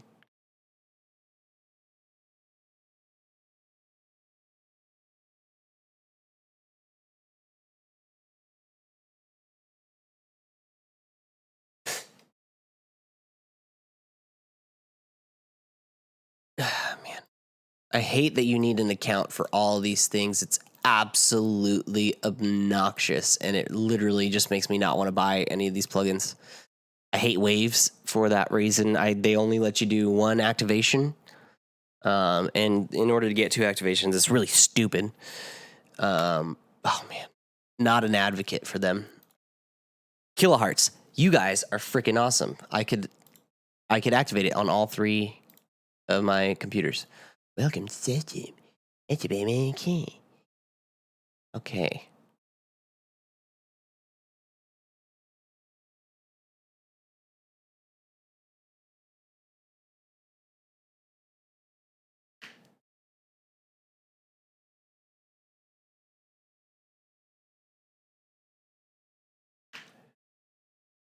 Okay.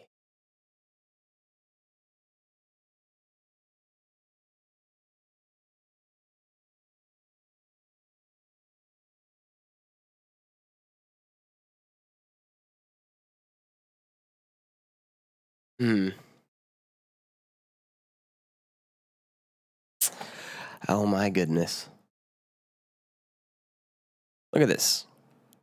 Trying to get this. I'm just trying to get a demo. Demo, just add it to your account. Yay!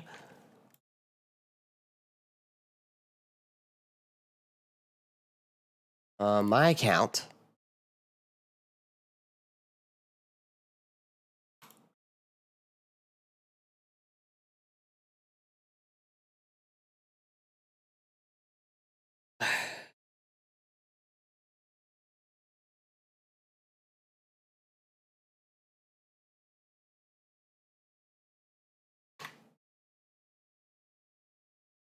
Okay, gotta link my iLock account. Okay.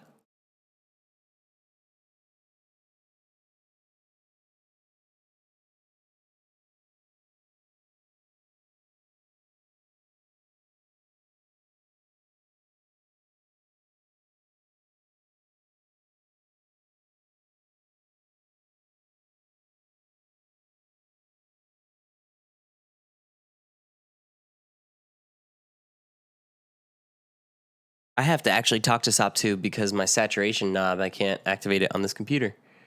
I would love to. I only get 2 authorizations. My old computer doesn't have any. I don't have my old computer, but I can't deactivate it through iLock. It's stupid. I guess I gotta get SoftTube Central. Okay. Jesus. Dude, this is obnoxious. I have to jump through like 20 freaking hoops to get a stupid trial plugin. Like, if they didn't do this, and they were just like, here, try it out, and they just time bombed it, and then, God. I just hate the plugin companies today, how they all have, I get it, it's for piracy and all that stuff, I do get it, but it's just, it doesn't help the people that purchase the things, and that's what sucks, is usually DRM and protection like that only ends up fucking the people who buy the product, and doesn't end up, because it ends up getting cracked more often than not anyways. Like, you guys, I'm sorry, but you guys gotta fucking rethink your shit. You guys are not doing yourself any favors. Please install the blah, blah, blah. Installing, like, okay.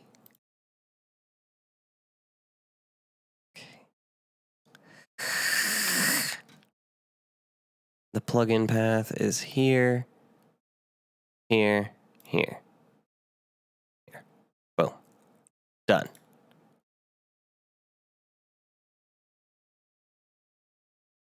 Oh my gosh.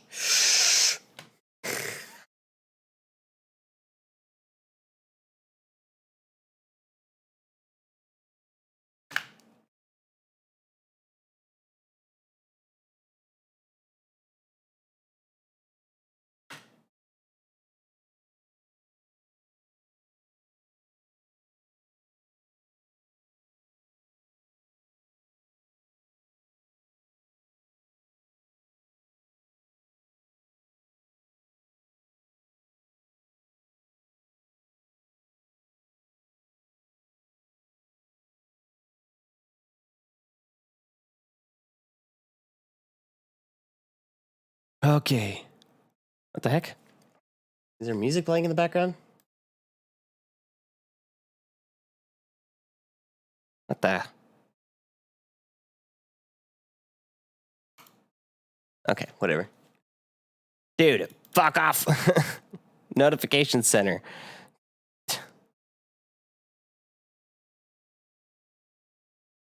Oh my God, whatever.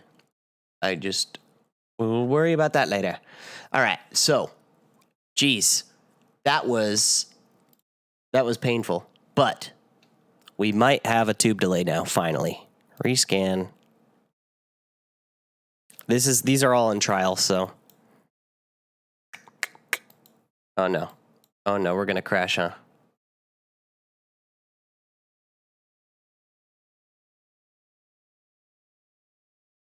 Saturation knob.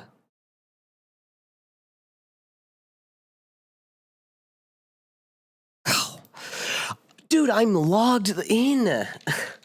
Why do I have to log in again? None of these things make sense. I hate SoftTube now. Officially, I hate SoftTube. So screw you, SoftTube. You suck. I'm not going to buy any of your plugins.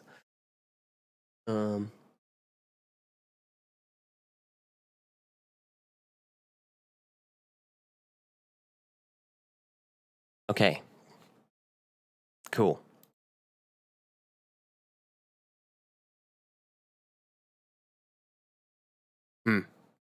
Oh, that scared me.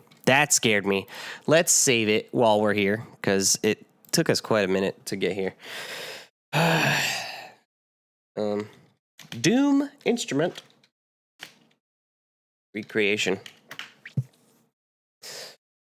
All right. So chain 1, we now have something.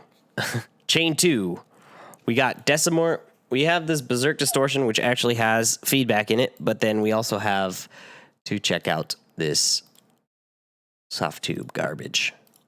Where is it? Tube delay. Thank you. Okay. Let's hear what this sounds like. Oh.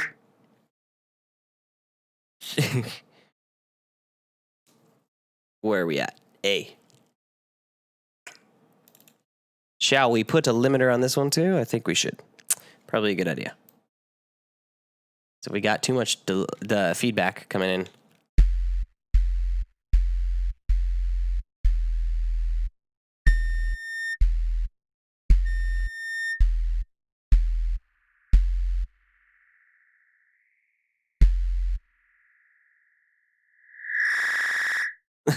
Wow!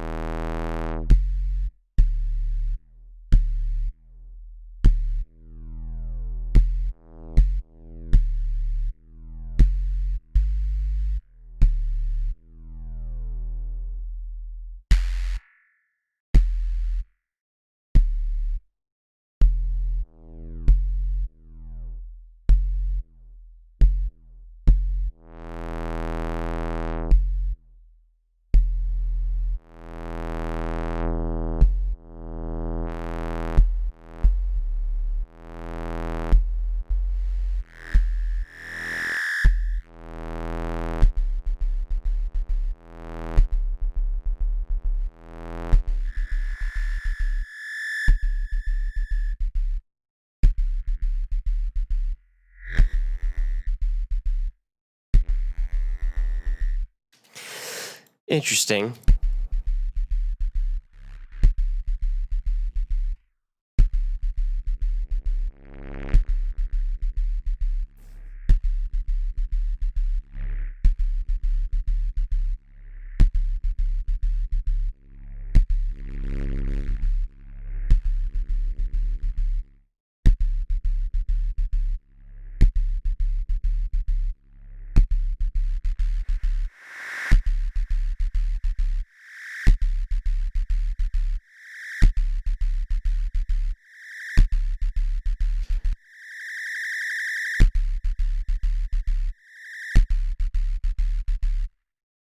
Interesting. So this is kind of I don't know.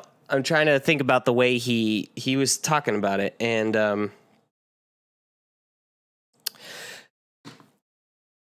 he said that he had it. Well, I guess it was on the other chain, the other feedback chain. So, but he said he had it like, ooh, I wonder if we could just put this on there, and not have to do the whole feedback thing. Whatever, it's fine.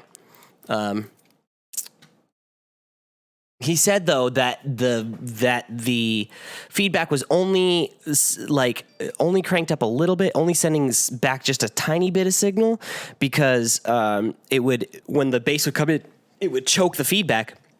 But once the bass would come out, then the feedback would come in.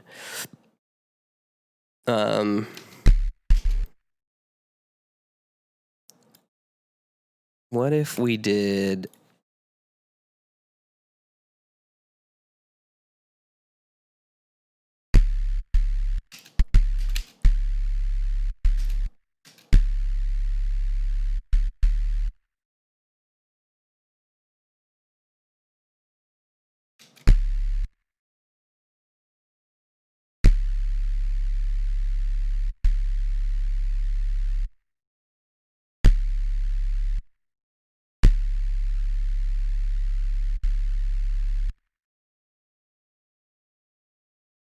Just want to get a long note so we can.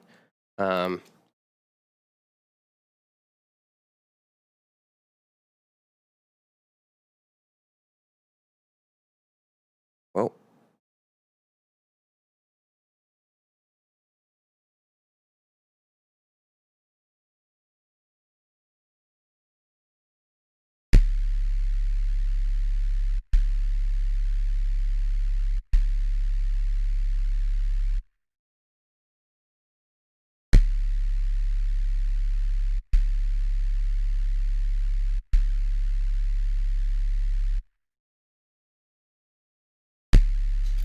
Okay.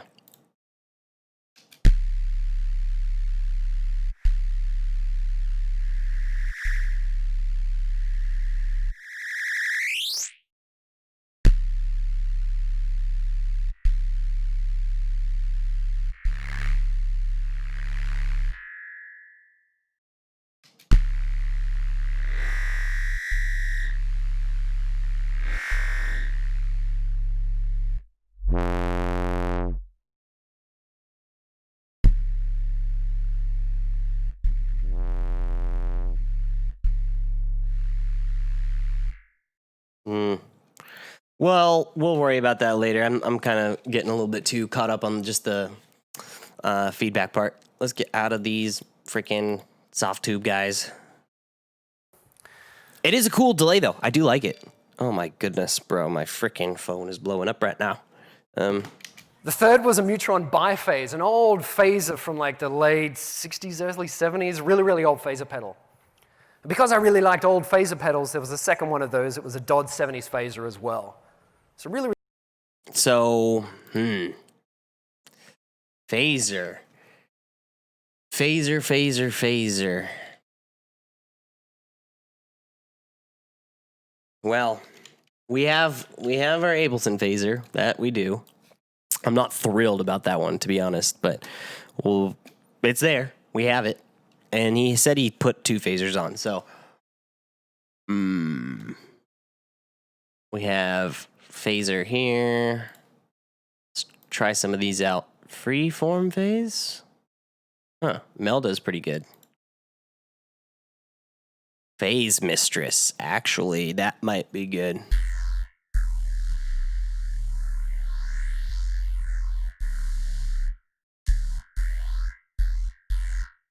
Actually, a few of those phaser. That might be pretty decent just to begin with.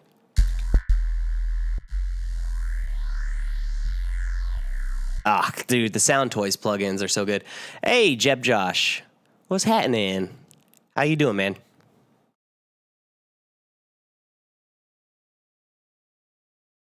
Oh, don't tell me I closed out. Dude, why do I keep doing this? Keep closing the freaking windows that I need open. No.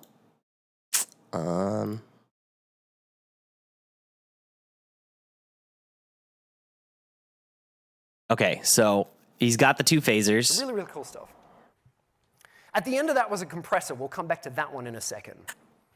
The third chain consisted Okay, so the compressor is actually already being sent to this one, so we're good.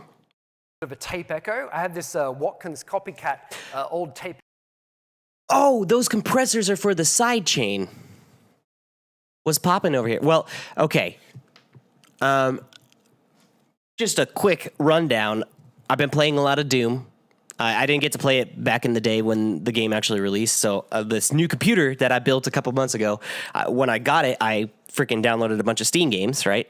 And I started playing Doom. And I didn't really start playing until like a couple weeks ago. And then my favorite streamer started playing Doom, so I was watching him and stuff. And the music just freaking captured me.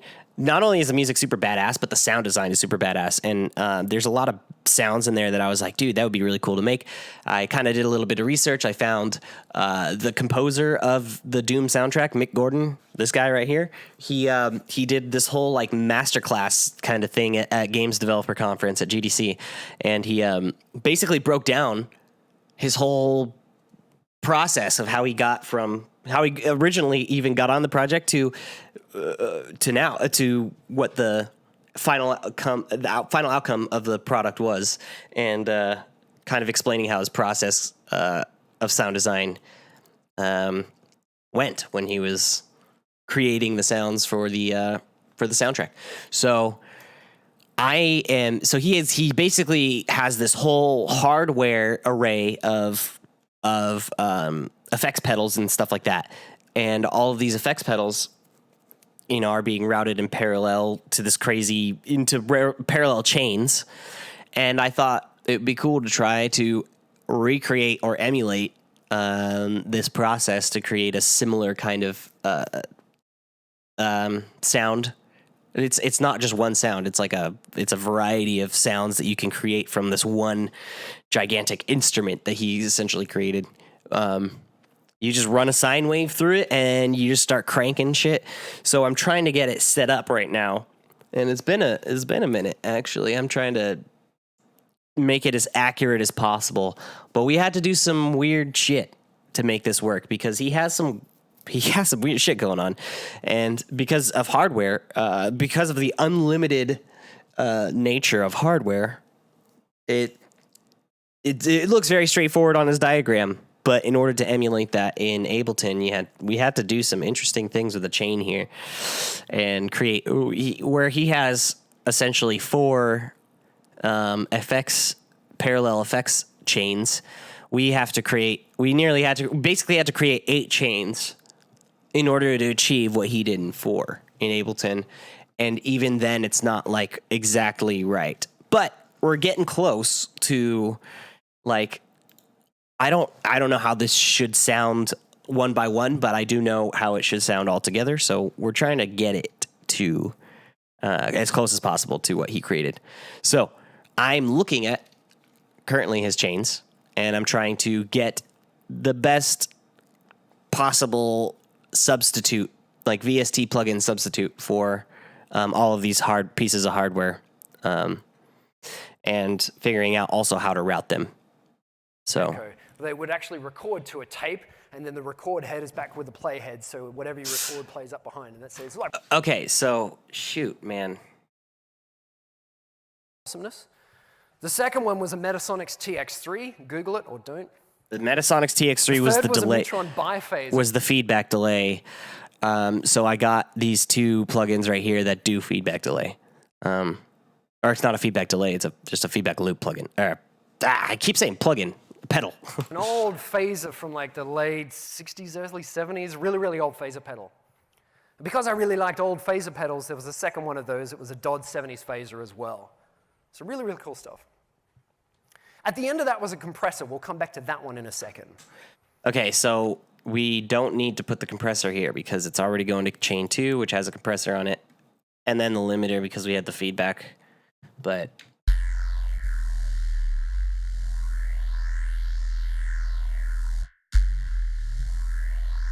so that's a pretty cool sound, though. It's just a freaking sine wave. The third chain consisted of a tape echo. I had this Watkins copycat old tape echo. They would actually record to a tape, and then the record head is back with the play head, so whatever you record plays up behind, and that's it's like a proper echo, actual natural echo. Tape echo. So, I mean, we have Ableton's echo. I don't think it's exactly what we need. We might have some sort of tape delay, possibly. Tape stop. Tape. We got fab filter, some fab filter. Timeless.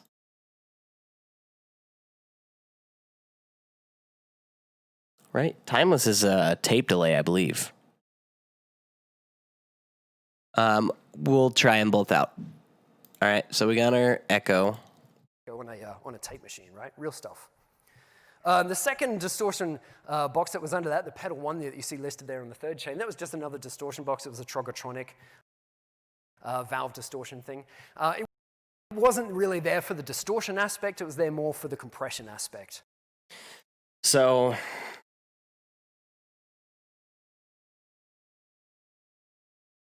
Let's get BX Saturator. Just try. Should be fine. After that, I have this old Akai reel-to-reel machine from the 70s. It's like a tiny little quarter-inch thing. Great sound, really, really grimy. What I was doing here was feeding it with about 40 decibels more than it could handle, which was really, really cool, and then recording back off it at the same time. Huh. So that one I'm not sure. Inch thing, great sound, really, really grimy. What I was doing here was feeding it with about 40 decibels more. A proper echo, actual natural echo on a tape machine, right? Real stuff. The second distortion box that was under that, the pedal one that you see listed there on the third chain, that was just another distortion box. It was a Trogotronic valve distortion thing. It wasn't really there for the distortion aspect. It was there more for the compression aspect. After that, I have this old Akai reel-to-reel machine from the 70s. It's like a tiny little quarter-inch thing. Great sound, really, really grimy. A reel-to-reel machine. Tiny little quarter-inch thing. Akai reel-to-reel.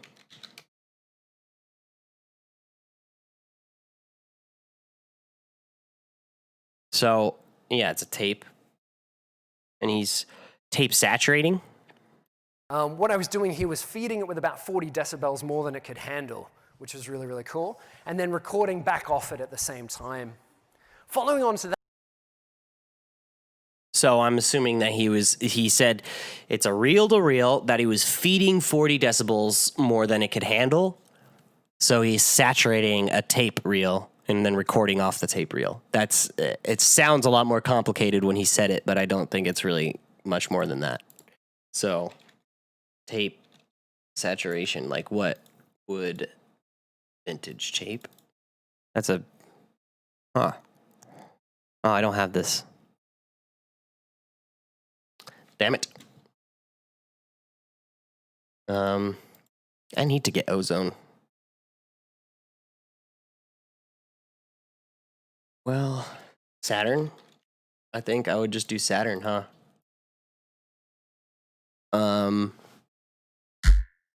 Ooh. So yeah, he's probably just doing some more interesting saturation stuff with that Went Akai. into a spring reverb tank with a wet and dry control, so I could kind of play around with that. Spring verb.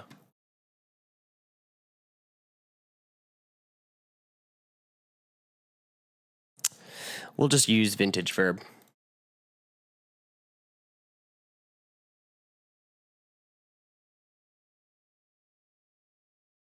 Okay.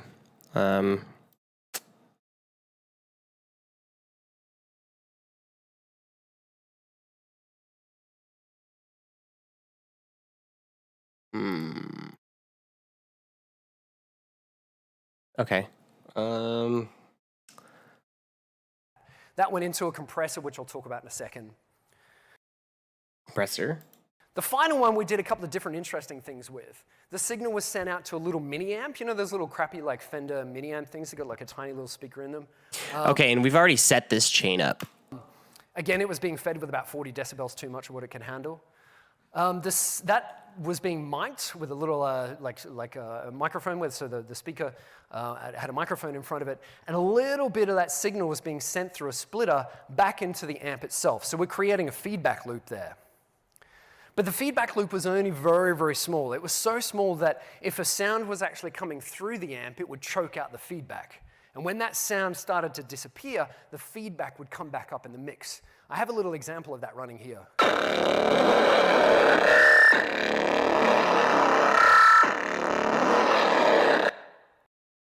Okay, so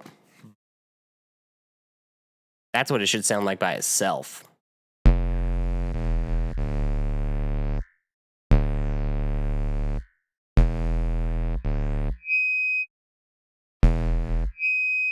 Now, we need more.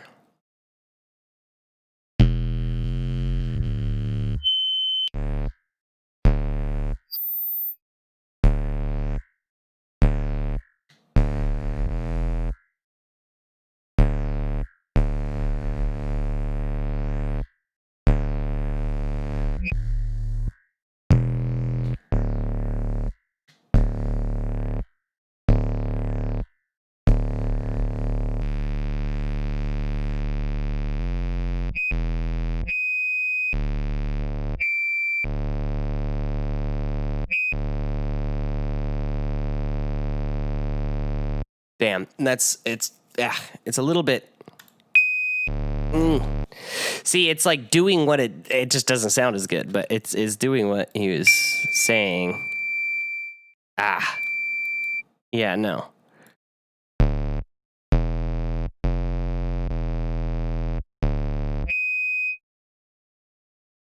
I wonder if that tube delay would work.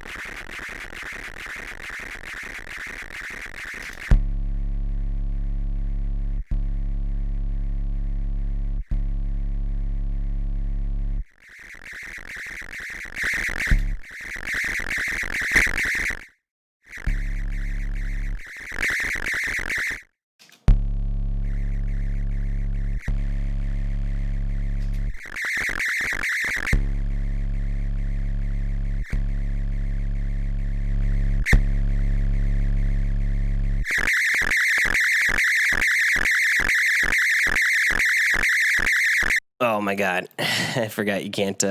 Okay, that's actually helping a lot. Now that I realized that the master compressor was all goofed, that's gonna be so much better. Shit.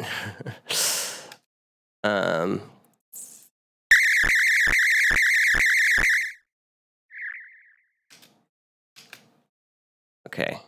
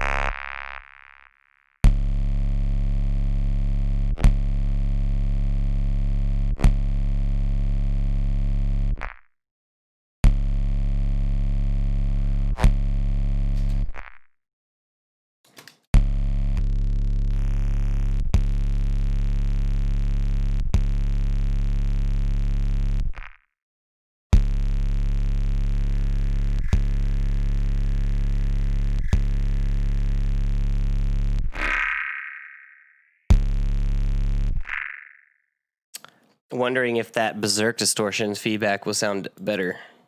Right.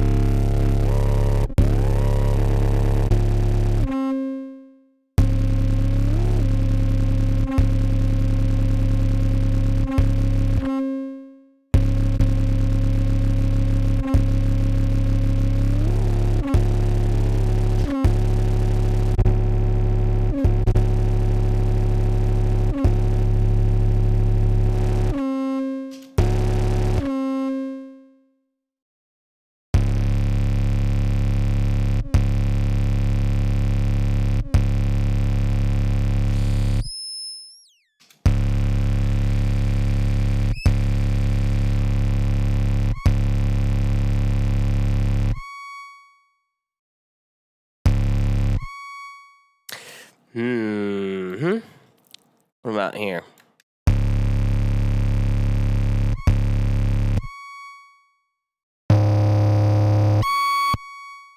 No, it's like too, I don't know how to describe it. It's like too static.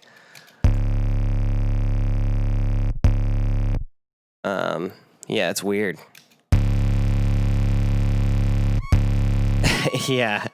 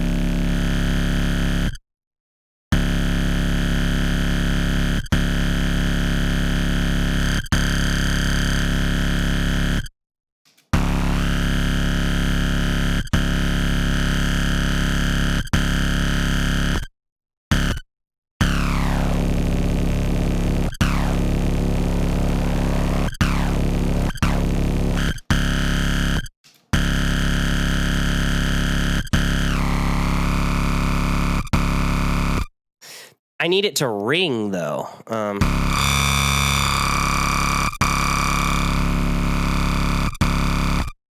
So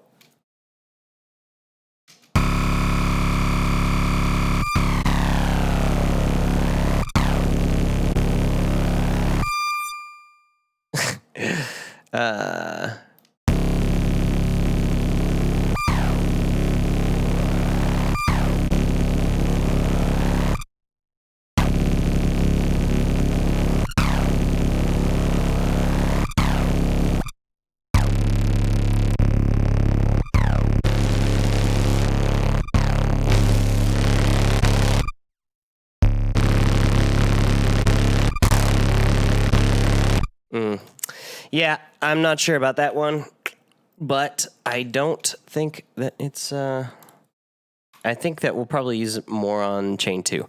So shoot, that feedback is going to be the hardest thing to like emulate.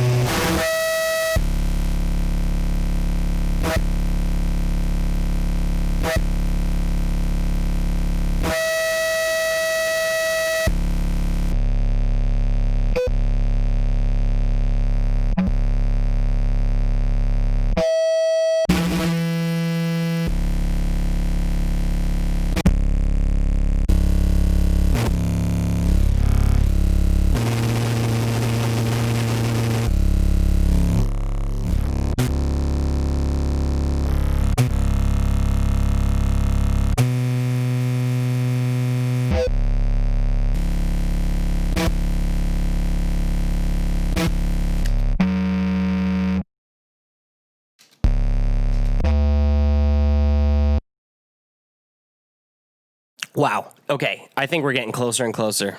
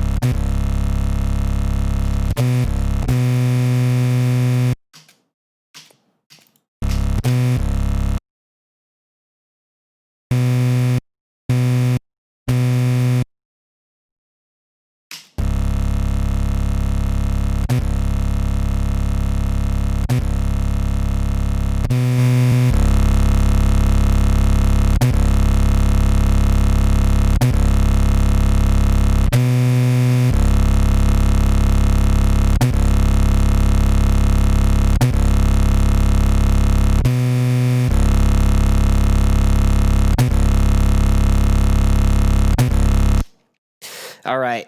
Well, that's freaking crazy. So we have, let's save this. This is pretty cool. I really, really, really like it. So we can hear whenever that distortion amp, it would choke out the feedback. And when that sound started to disappear, the feedback would come back up in the mix. I have a little example of that running here.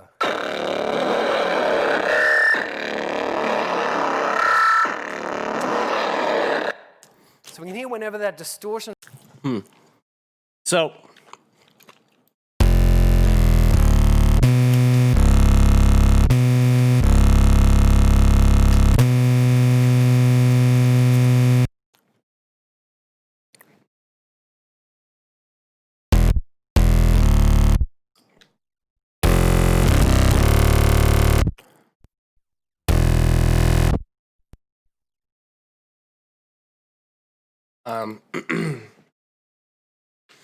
he got some interesting movement.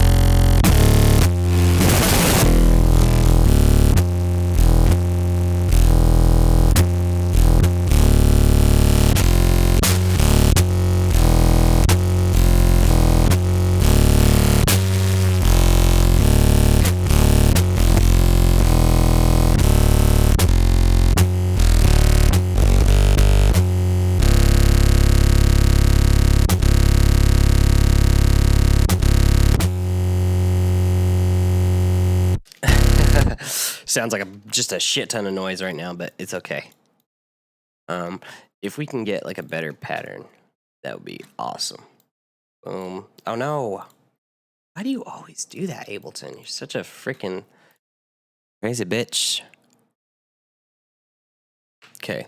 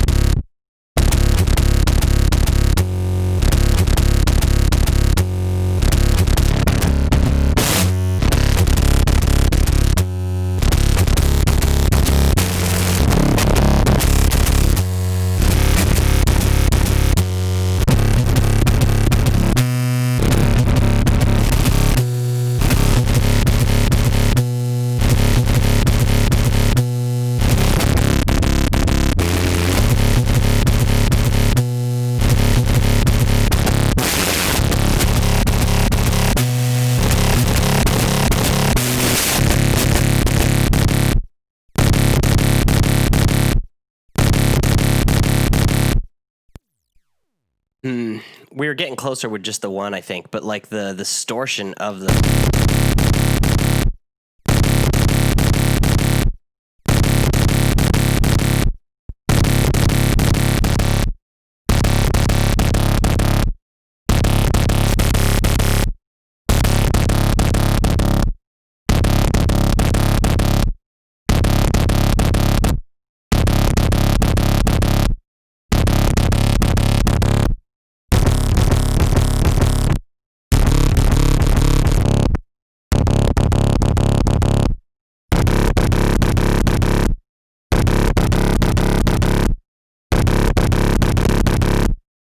Yeah, let's go back to this guy.